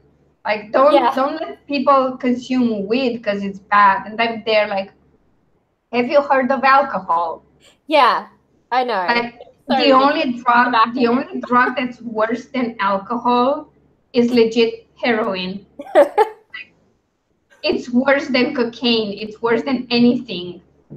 And it's cheap and legal and available. And you're worried about marijuana. Yeah. Really? What's wrong with you? Ridiculous. Yeah. By the way, in my country, I think it's the same in Australia too. It's legal to drink when you turn 18, not 21. So, you know, you're 18. Don't have weed, but drink all the alcohol. Yeah. That sounds not dumb at all. Yeah. And that's a worldwide thing. Like, I'm not even going to touch on cigarettes. Jesus Christ. But yeah, so that's what I'm doing. And it's really easy to skip on exercising when I have a lot to do. Yeah. Yeah. I find that a lot as well. I was going really well for a while doing yoga like first thing in the morning or last thing in the day to like have it as a break. That's what I think I'm going to try to do it last in the evening, because I was thinking if I don't do according to that, it's like if I don't take Ares on a long walk, I will do yoga. But then I never do it. Yeah, right. So I thought maybe I should just put yoga up last before going to bed. Like do yoga, meditate, and go to bed. Fine. Yeah. And then yoga and meditation like go together well. Yes. Just lie down at the end and do your meditation, then go to sleep. I know that doesn't work because I'll fall asleep where I am. But I think it would be a nice transition because what I do for yoga is that I bought the Nerd Fitness yoga package when it was launched. So I have access to the yoga videos. Right. And at the end of I never went past the first level because we won't talk about that. I keep starting and I get to a good place and then I stop because I'm an asshole. And at the end of that, they have this like 1 minute of just breathing and relaxing.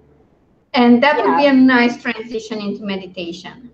And I think I'm going to try that because I feel like I'm not working out enough. I'm eating healthier, and the time restricted diet helps with my stamina and my sleeping. I sleep better. Well, not after 2 weeks where I fucked up my entire sleep better, but generally. So I'm doing that, and I'm taking better care of myself because I I film for the vlogs every day, which means I'm better at taking off makeup, putting on creams and whatever. Yeah. And then I pamper myself in the weekend because my hair needs it, and then someone got me into bath bombs. So, you know, with that, like, have you met this person? There's just this bath bomb reviewer on YouTube. By the way, Lush, if you're somehow watching this, you should definitely sponsor Claire. Put me on your PR team, please. Yeah, she does great Lush bomb reviews. Send me and if you sponsor her, I promise to share all her videos, which I kind of already do on Twitter. Yeah. But yeah, I promise to share all her videos with little comments on how cool the bath bomb video was. Oh, so good. I mean, it's not like YouTube will let us ever get monetized. So I know. we have to try elsewhere. We have to do it sponsored.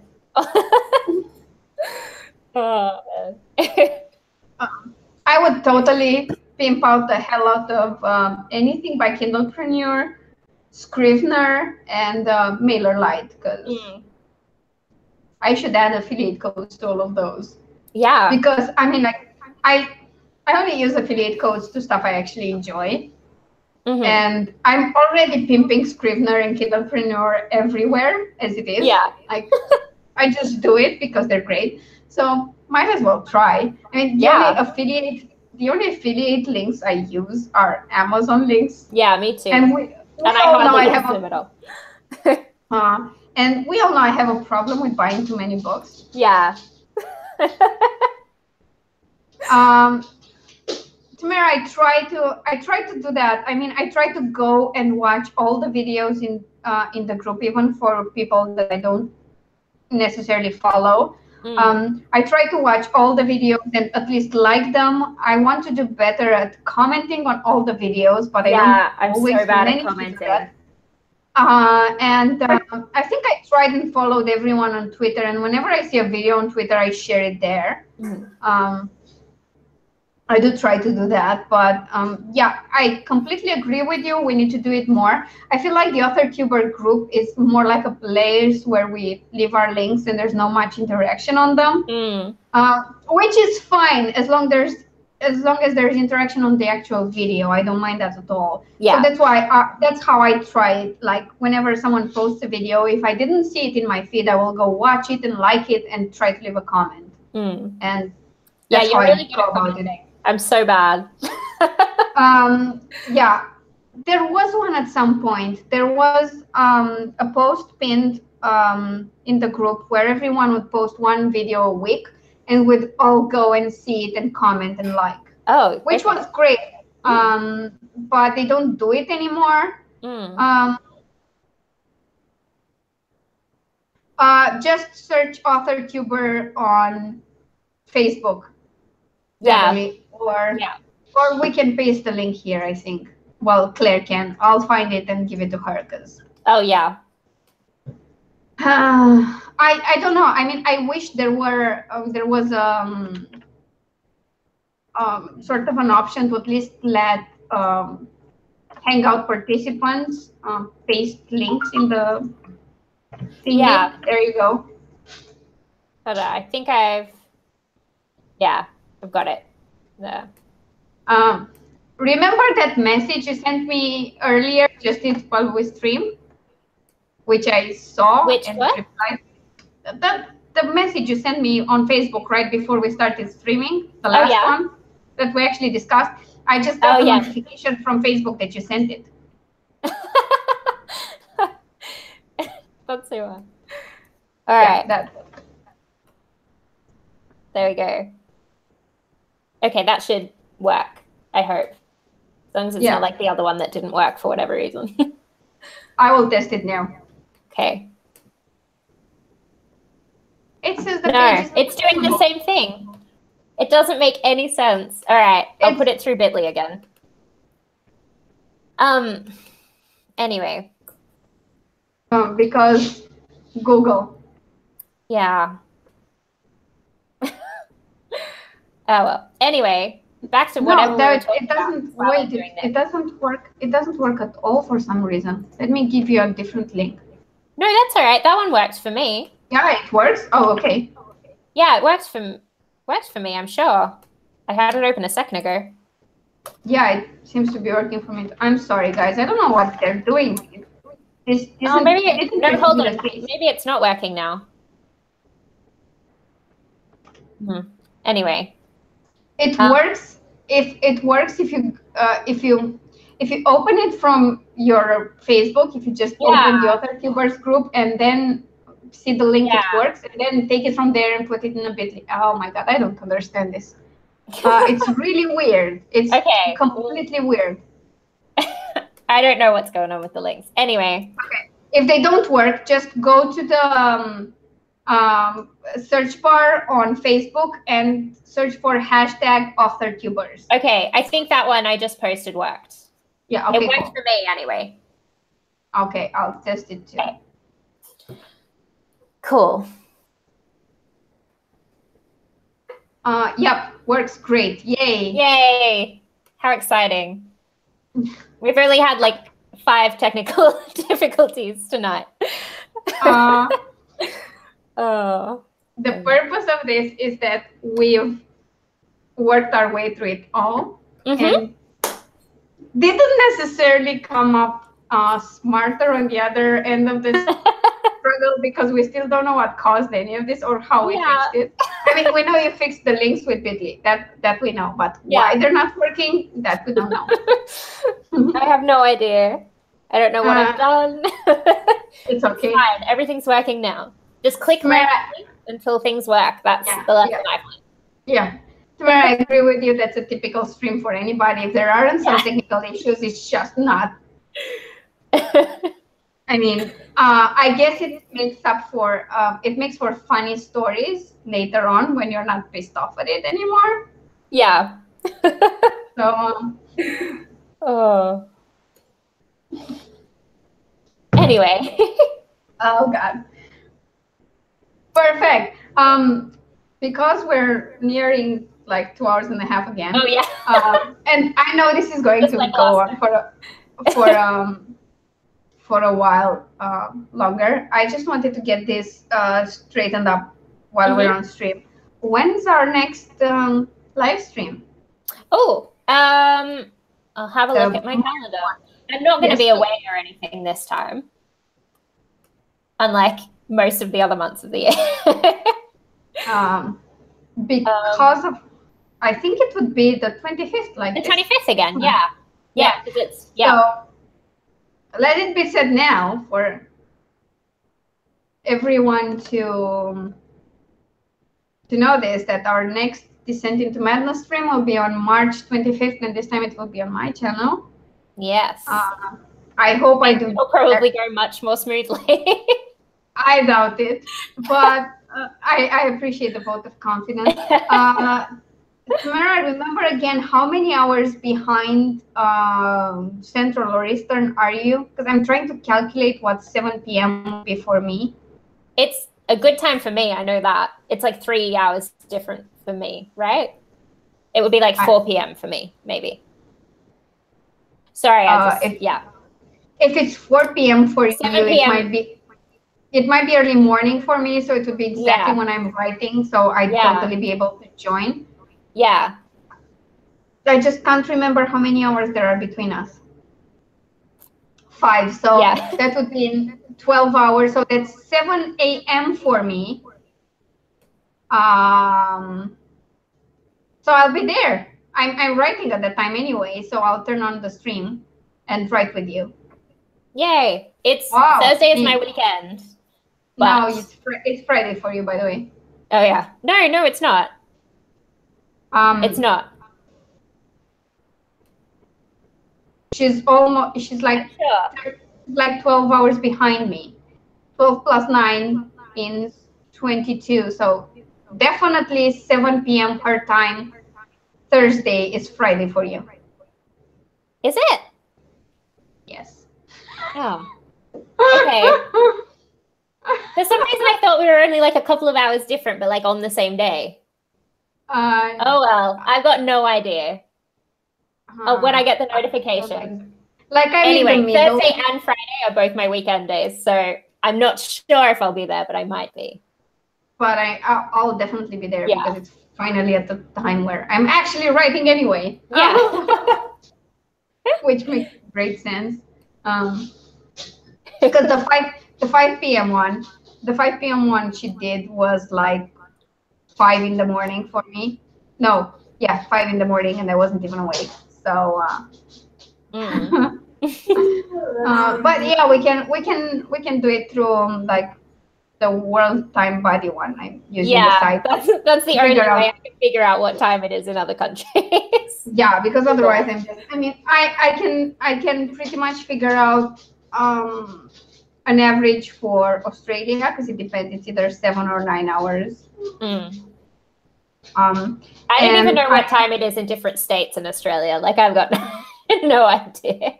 And I know the US pretty well and Europe, like UK and Germany and whatever. I know the time differences there, but that's just because at some point in my author career, I was organizing blog tours and Facebook parties for other authors, and I had to coordinate them with their guests and make sure it fit on all time zones so that everybody in the world could come in and enjoy the party.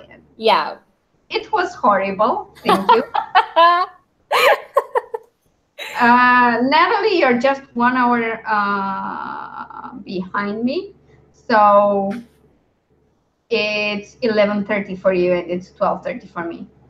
I think.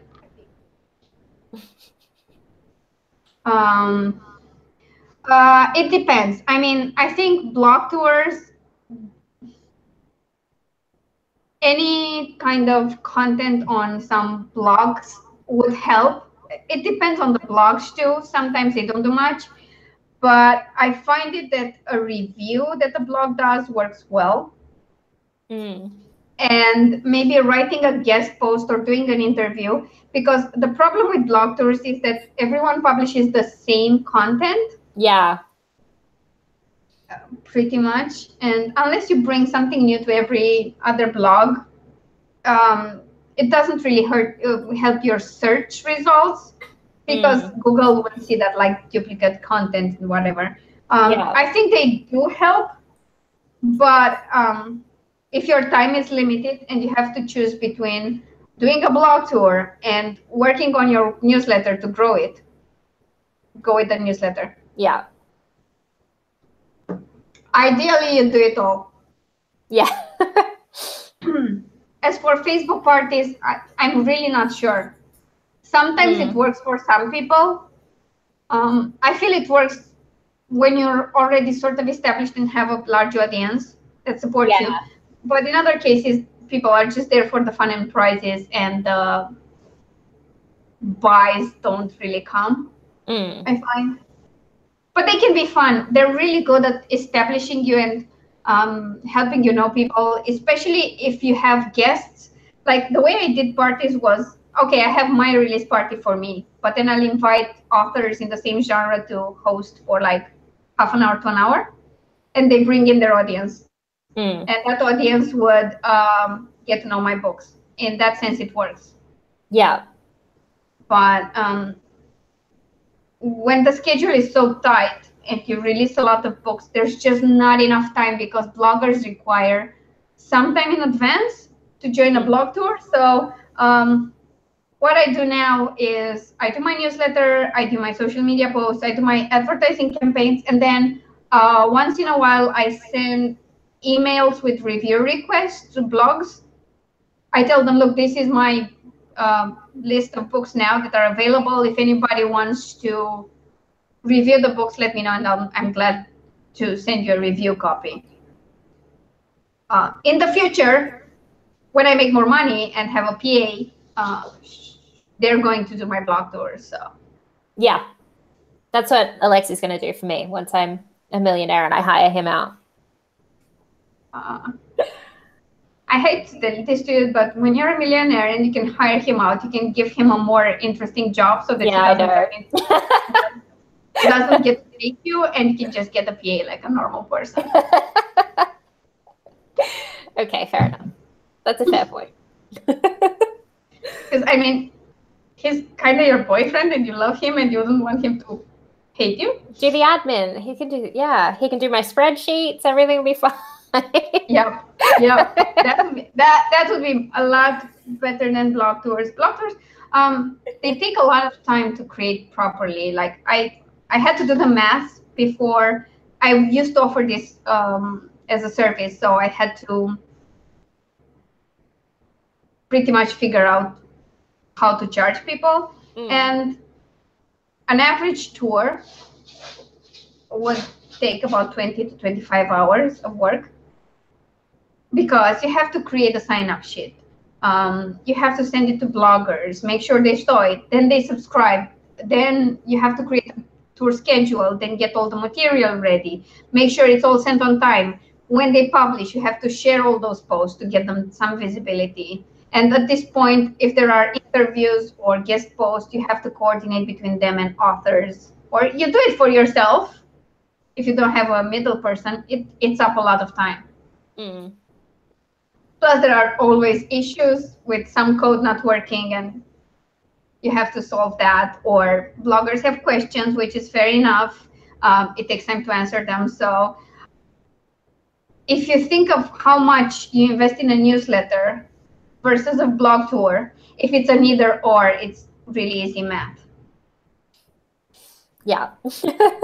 If you can afford to do them both, that's perfect. They help in very different ways. But even if you don't do blog tours for every book you ever release, doing at least a couple would be really, really, really helpful, I think. Have you done much of them for Facebook parties? No. I've hosted a couple of like other authors who are doing blog tours. Like back when I used to write more reviews on my website, but I don't really do that anymore. I do them on the Eyes on Books website. So by the way, when you release your book, maybe you remember to send me an email with your cover and blurb and buy links, and I'll post it on Eyes on Books.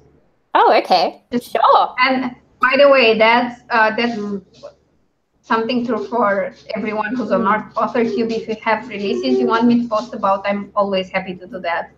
It's not a problem. So yeah. Nice. I thought I might say that because you're welcome. I mean, I told you about that before, but yeah, I know. I'll remember now. This time. At this point. If I'm doing it tomorrow, surely I'll remember. As many as you can get, Mara. Like, there's no, like, you should, I mean, it depends on the genre as well, because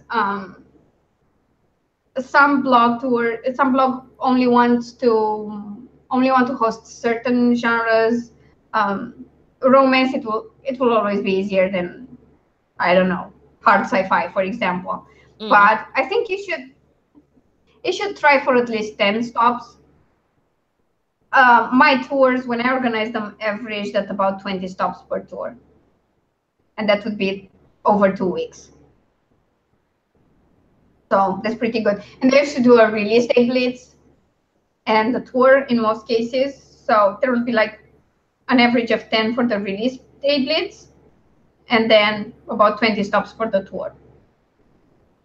And that was fair enough. But as long as you get at least 10 blogs, you're doing great. I also recommend to review the blogs before you add them to your blog tour. Yeah. If you have an open forum, I'd suggest you do that. Good luck, Natalie. I'm sure it will be great. I recommend, by the way, if you're doing blog tours, start sending invites at least a month in advance. I'd say a month and a half to 2 months if you want to get some of the more larger, busier blogs. If you want to get reviews too, I mean. If it's just a promotion tour, not as strict. But if you want them to also review during the tour or on release day, you you have to give them enough time to do that. It's why I kind of stopped doing them, because I never had arcs early enough. Like, I can manage 4 days before release so that Amazon doesn't revoke my pre-order rights. But getting arcs out like 2 weeks in advance so that the reviewers actually have time, that's a hard thing to do. Yeah.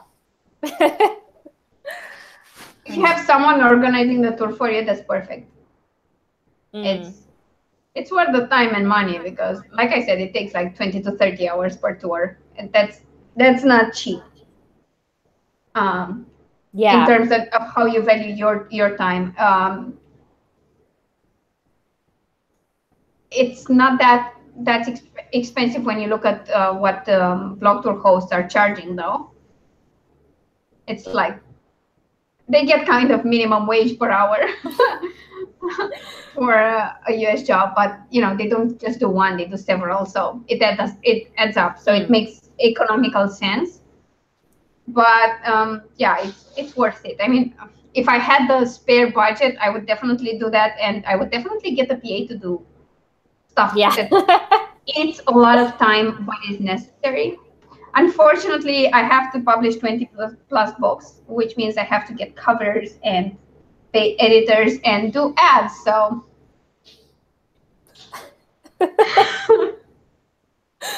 yeah.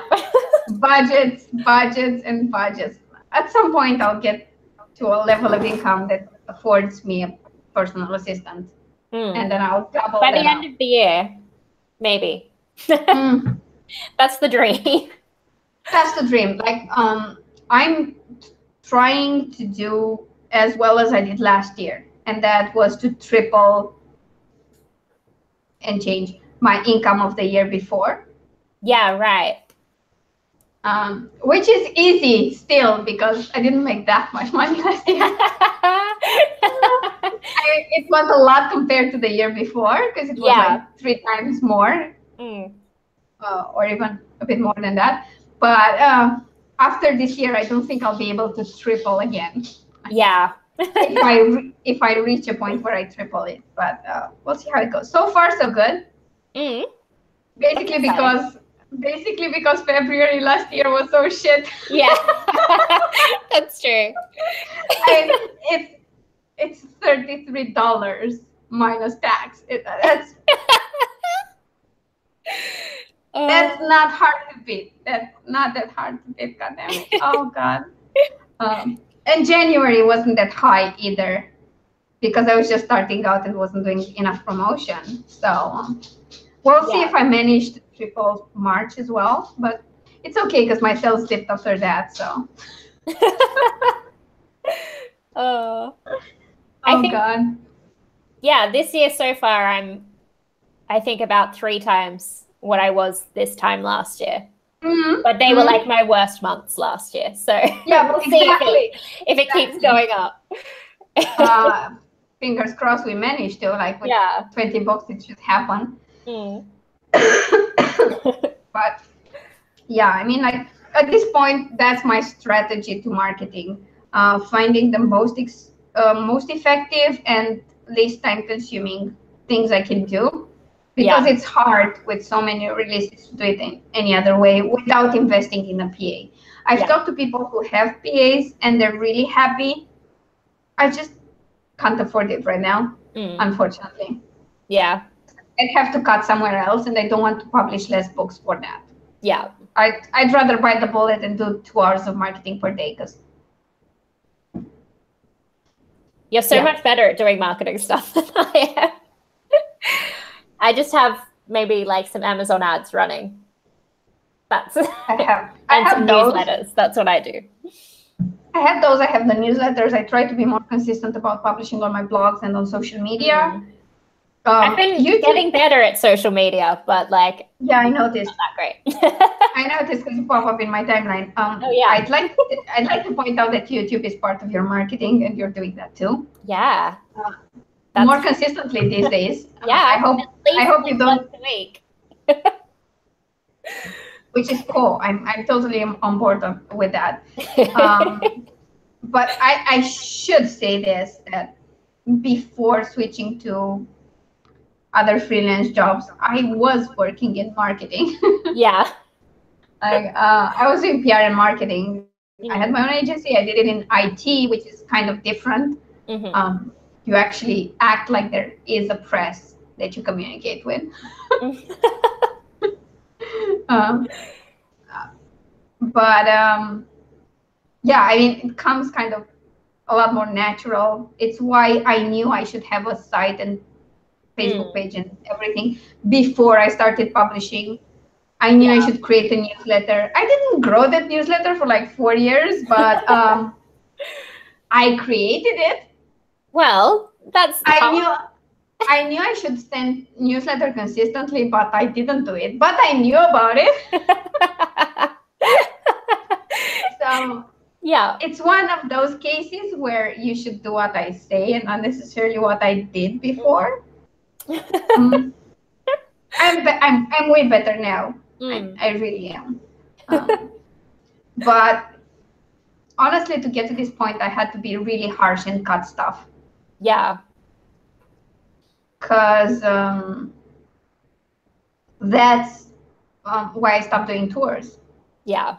They took a lot of time. They didn't make me particularly a lot of money. At that point, they made... No, when I cut them, it was like the same as my books. And I thought if I cut this and focus on my books, maybe my books will make more. And as the final quarter of a year showed me, that was a good bet. Yeah. Like me with editing. Yep. Yeah. Exactly. Tamara, my newsletter is growing now. I mean, in February last year, I had the amazing number of 150 subscribers. Oh, wow. Yep. And then I did some group giveaways on Insta Freebie, and then I kept growing it and working on it and offering magnets. And now I'm at 2,800 and something. That's pretty decent. So for a year, very good growth. Yeah. Especially given that I'm a subgenre in a genre, because I write LGBT fiction, which is kind of a subgenre of everything else. Yeah. This year I'm going to segment it and have a separate list for urban fantasy, because now I'm actually doing that again. I'm writing male-female couples again. Woo! And I hear that for that it's way easier to grow. Because you guys write mysteries, I should tell you I saw group giveaways for mysteries on both Insta Freebie and Book Funnel. I'm signed up for the Book Funnel one. I just haven't done it. You should definitely. Just see the look on your face every time I say that.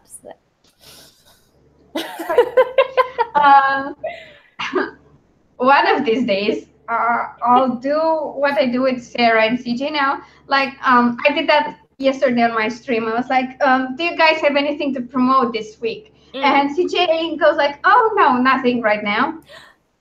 And I go like, I would never say that. So CJ does Music Mondays videos every Mondays, as Natalia says, and then on Wednesday she has writing videos, and you should definitely go and subscribe to her channel. And then Sarah comes along, and Sarah's better at it now, and she says, oh, I have my books on Amazon, blah, blah, blah. And then I'm going like, and yes, and Sarah has a new Amazon page, which you should definitely follow, and it's down. So that's what I'll do with you. I'll just email you one day and say, Claire, here's your Insta Freebie account. It's free for a month. I've also subscribed you to this giveaway. Just make sure you add your freaking newsletter in. And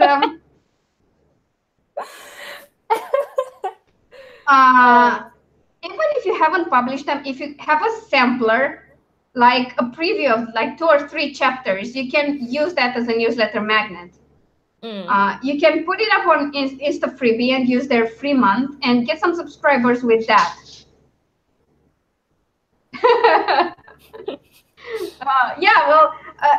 The thing is, like, you can ask people to promote themselves like 5 times, and then when they don't do it, you're like, I'll do it for you, it's fine. Yeah, Amy's great at it. Yeah. Also, it's easier. It's easier to promote other people than to promote yourself. If I plug your free stuff, in my videos. That's so much easier than saying, oh, by the way, if you subscribe to my newsletter, which is always linked down below, you can get a free book from me. And I'm like, yeah. By the way, when I redesign my website, there will be a page that has free books in it. And I'll call it free books because I can't call it free stuff, obviously. But there will be that because I find it so easy to just list everything that's free and where they can get it. You can get it through the newsletter. You can get this on Amazon. Just go and get it. And it's easier than just going and saying it every time for each thing that you do that's free. I mean, you can just update that page and that's fine. Yeah. That's a brilliant. That's like whenever I saw that on your videos on when you mentioned it, I thought like that's freaking genius. That's genius. Like easy to say, easy to plug. You don't have to have an entire story about why the book is free and how they get it. Just it's in the title. You go to this link and it's free stuff. Perfect. It's like my one good marketing thing.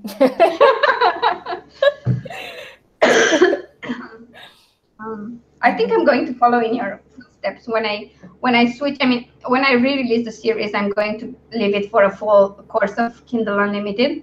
But then I'm thinking of taking it wide. And when I take it wide, I'm going to make the first book perma-free. That it's so good. Perma-free works so amazingly well. For me, at least, it did really well. Apparently, if you're doing like a KDP rapid release thing or a series, it still works if you do it at 99 cents and it's a full book. It still works. Not as good as free. I mean, you don't get as many downloads, but it still works to get people interested. Because if they don't want to pay the 99 cents, most of them have the KDP, the Kindle Unlimited subscription, where they just borrow it for free and then they decide if they want to continue with the series, which I think is great. Yeah, I've said before, my books did so much better as soon as I got out of KDP Select, out of Kindle Unlimited. I started making way more money for whatever reason. Yeah, I want to try with at least some of them. I am making more money with Kindle Unlimited now. And before I started, I think we talked about this, but my books weren't doing as great wide. Yeah.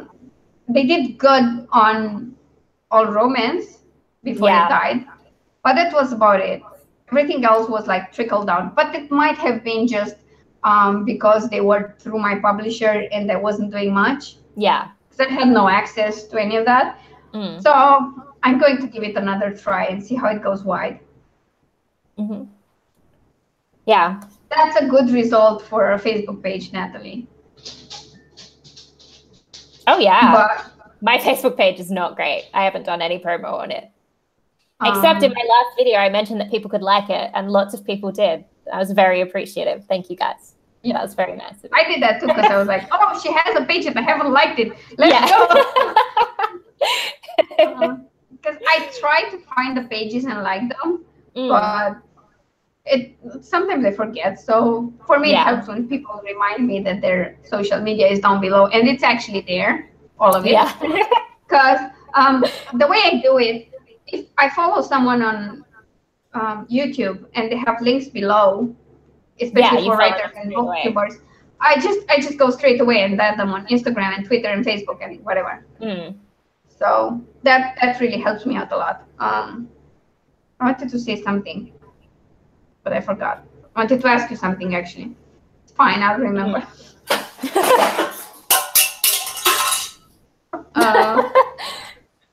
Is everyone okay? Yeah, it's all right. My calendar just fell off the wall. Ah, okay. Knocked a few things over on the way down. It's fine. It's all good. All good. It's all good. And you don't even have animals doing that to you? No. Because, I mean, if you had a cat, it would have made so much sense. I said animals. I said animals, and Ares came to say hi. Yeah. Anyway, you were going to ask me a question. Yeah, I don't remember. Something to do with going wide, maybe? I don't know. Oh. Yeah, probably. So you could tell me more about your wide strategy. And my wide strategy. Permafree did really well for me because I had a bunch of books already written. I guess I kind of rapid released on all the other platforms.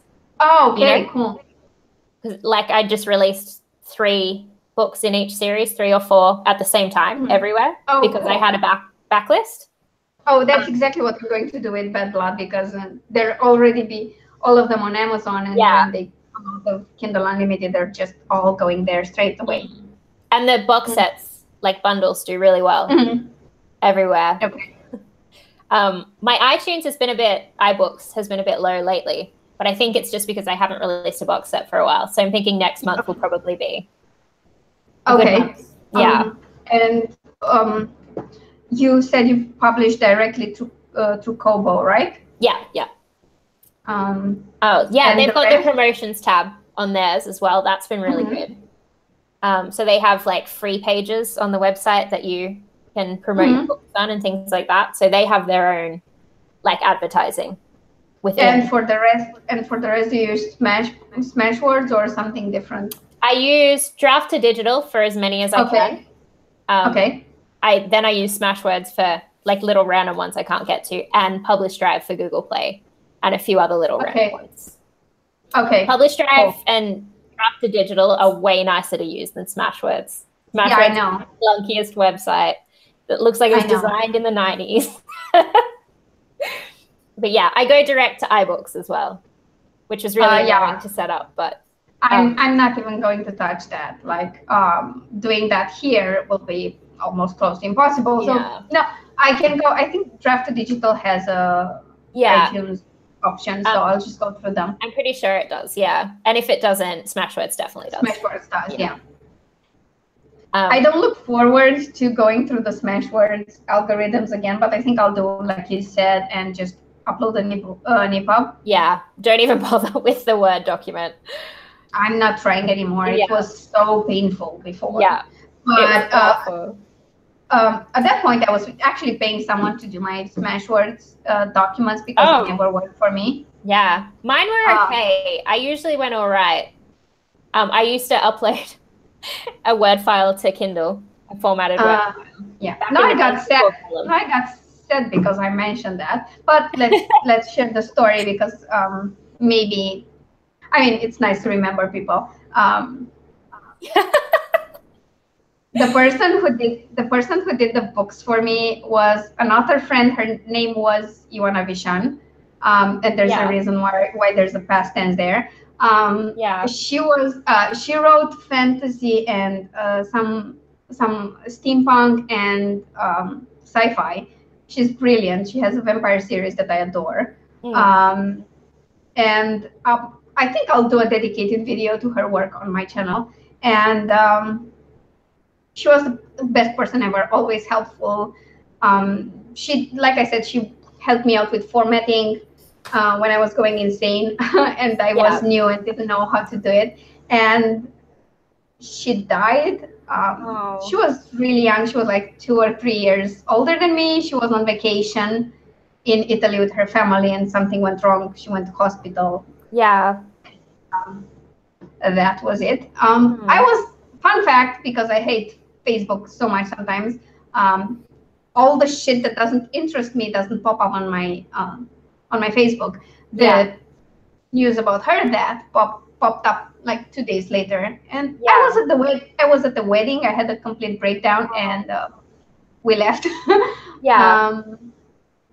It was like the weirdest thing ever, and that she was the one who introduced me to the whole Smashwords thing, and I just like I thought I'd try on my own a couple of times because like I was like, it's not the first time anymore. I'll try. And then I was like, oh, you wanna please help? Like I don't understand what they want from me. Like I did exactly what they said, and you just get the document and do it, and send me the invoice. It's fine.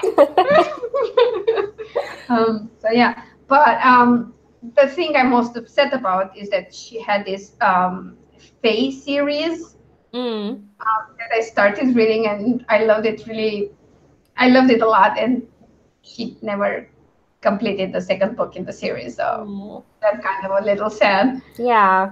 So that's why I said you can't, like, if you die before the series ends, you can die in fiction, that's fine. Mara can kill you off in her mystery. In her cozy mystery, yeah. I was kind of in shock then and didn't figure out the necromancy part of this to solve the issue with Ioana, but I'm definitely doing it if the series is not done. And I imagine if I invent something like that, I'll make a lot of money. Because let's face it, the chances of George R.R. Martin still being alive and finishing his series at the rate he's going.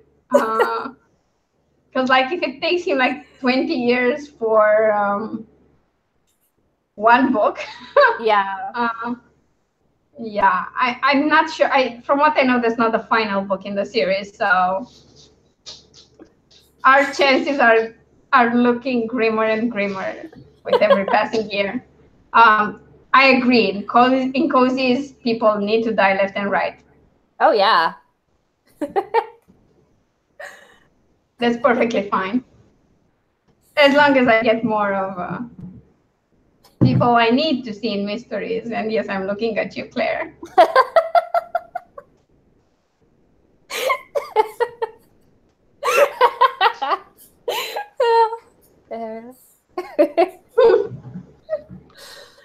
It's cute that you think it's funny and I'm not serious about flying over there and kicking your ass. I promise I'll keep writing them. It's fine. That's not what I asked. I asked. I can't tell you spoilers. You don't have to tell me any fucking spoilers. I'll read at the end. But that's just the caveat is that if the series ends and those two don't get together, you're dead to me. You're just dead to me. Probably not, but I will be very upset for like half an hour. And then I'll ask about the next book you're releasing. I'm so pathetic. This is not how you threaten people. If anybody's here for advice on how to threaten people, that's not it.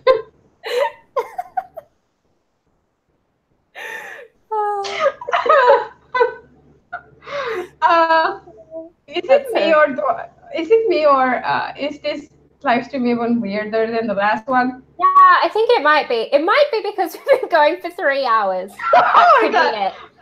Yeah, we should probably wrap it up. Yeah, we should probably wrap this up. Okay. Yeah. Have you got anything you want to plug? Yeah, because I didn't plug it. I mean, I only plugged it like 2 hours ago, so it's fine. Like I said, darlings, you can subscribe to my newsletter down below because there's a link somewhere and get a free short story. And my Craving Stains gay science fiction short story is also free on Amazon for a limited time. I suggest you get that. And my contemporary short story collection, Touches, is on discount through a Kindle Countdown deal, so you can get it for like 99 cents on the US and UK sites. And I think it's absolutely lovely. It consists of 4 short stories, all of them containing the word touch, because that's why it's called the Touches collection. So the stories are a touch of glamour, a touch of paradise, a touch of kink, and yes, that's slightly BDSM, and a touch of gay, which I think is the funniest story of them all. A fun fact, there's a character that was like the obnoxious character in the first story, in A Touch of Glamour. He was like the homophobic annoying type.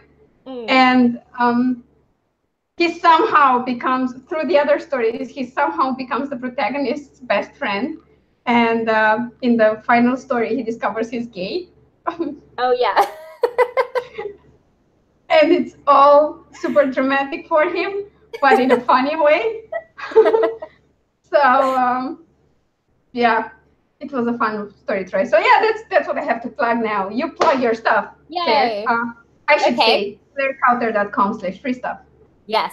Yeah. Head to clarekauter.com/free stuff. I also have a new book coming out tomorrow or the next day, which is called, what's it called? New Year, Screw You. And I know it's not the new year anymore, but who cares?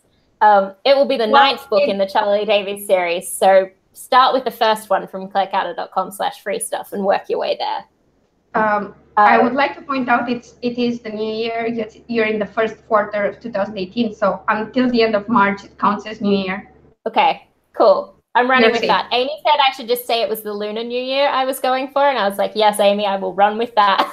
Yeah. That's perfect. Amy knows her stuff. Or the Chinese New Year, which just happened. So, right. You're like totally on time for that. People just came back from their Chinese New Year vacation. So.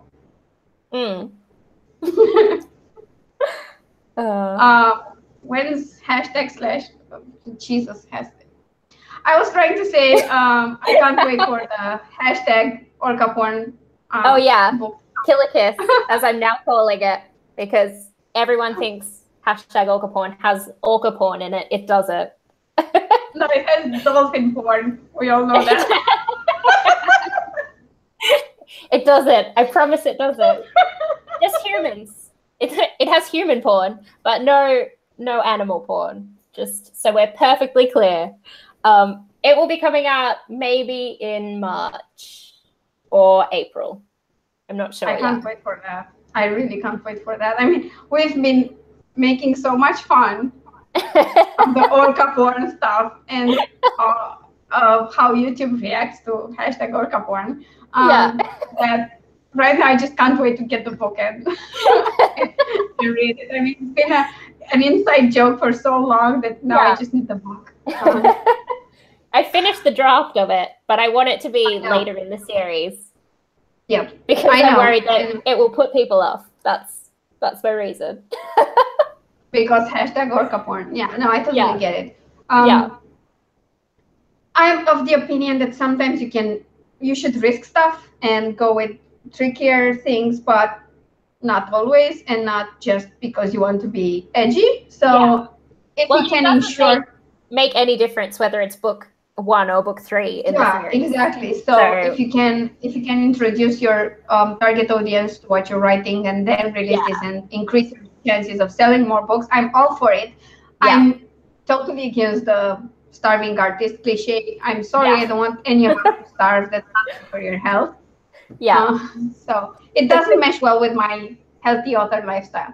The starvation part. So I totally understand why you just switched the order. Yeah, it makes sense to me. So probably by April I'll be done with all your other books. So that's fun.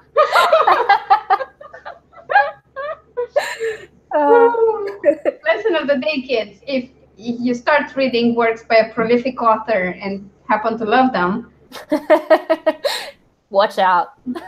your reading schedule will go to hell. Just saying. Just saying.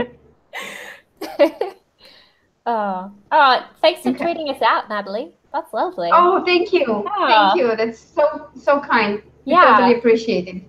Yeah. It's funny. It's funny that my setup is that I have you on the Hangout window, and right on the right of that, I see the chat. Right. And I always think that I'll pay attention to it like that, but I still forget to check sometimes. I've just got it in 2 separate tabs, and I just swap back and forth. Well, I used to do that, but then I forgot to swap. So I thought if it's in my face, if it's staring me in the face, I'll see it. Yeah. You'd think that. Yeah, you would think it would work, but then you didn't see your neighbor's house burning down, so I'm not that surprised. Oh my God. I still can't believe, I literally just raised my hand and saw a sea of smoke heading towards me. And I was like, oh, maybe I should call the fire department. And then I look outside, I stand up and look over the window, and I see not 1, but 2 fire trucks and another fire car. fire department car. All of them here. I swear to God, I didn't hear any sirens, but I'm pretty sure they had them on. I was editing at the time, by the way. If you're wondering, I was editing or reading, something like that. It's fine. No, editing. I was editing. Oh, dear. Okay. I think it's clearly time for us to wrap it up. I think so. I'm embarrassed. I think I've reached my quota of telling embarrassing stories about myself for the day. Oh man. Which I'm not particularly shy about, but from a time on, I'm thinking, am I attracting people to my channel, or am I my own repellent? Oh, that's great. I think this is cute and fun, but oh, all right. Jesus. We've talked our stuff. Yeah. We said when the next stream will happen. If you forgot, 25th of March, my channel. Yeah. Links. Thank you all. Yeah. Thank you all so much for being here. I totally appreciate you hanging out with us in the chat. Totally our pleasure, Sarah. We have great fun doing this. Also, it takes our mind off the fact that we're trying to write and publish 20+ books, which is a bit daunting, a bit on the daunting side. Yeah. So yeah. And we'll see you again soon. Okay. Hopefully Claire will see you again soon if she keeps up with posting regularly. I've filmed YouTube another video already. I just have to edit it. So I mean, I'm getting there, and I know how to live stream now. Maybe I'll do some write-ins. Oh God, yeah. So I love write-ins. I love Tamara's write-ins. Thank you, Tamara. I'm glad you enjoyed the stream and that you made it here. Yeah. We know we kept you up late. You crazy authors. Yeah. Definitely. I mean, I wear my crazy as a badge of pride or something. Yeah. So I always appreciate when people call me crazy in this fun way. When they're like really serious and told me I should get committed, I'm not as happy anymore. Not that it happens, but you know, on rare occasions when it happens, I reconsider my life choices for like 3 seconds and decide I don't care. So. Okay. All right. Enjoy your Sunday, everyone, and have fun. And yes, definitely, Claire should do write-ins. Yeah. And thank you. I will. Maybe one day. If I turn particularly evil, I might try to convince her to do a stream that goes through YouTube and Twitch at the same time. You might actually have to teach me how to do that. I don't think my Googling skills are up to that. I have to learn how to do that myself, but Sarah does it for her live stream. So. Oh yeah. Okay. Maybe we'll figure it out. Instagram live at the same time, or a Facebook live. Yeah. There is this software where you can do all of that like relatively easy. It costs an arm and a leg. Yeah. That's hashtag goals for when we get to be rich authors. Yeah, something for the PA to look into.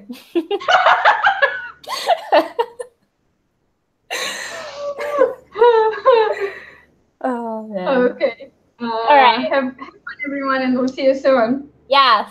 Thank you for coming. Thank you. Happy writing. Bye. Bye.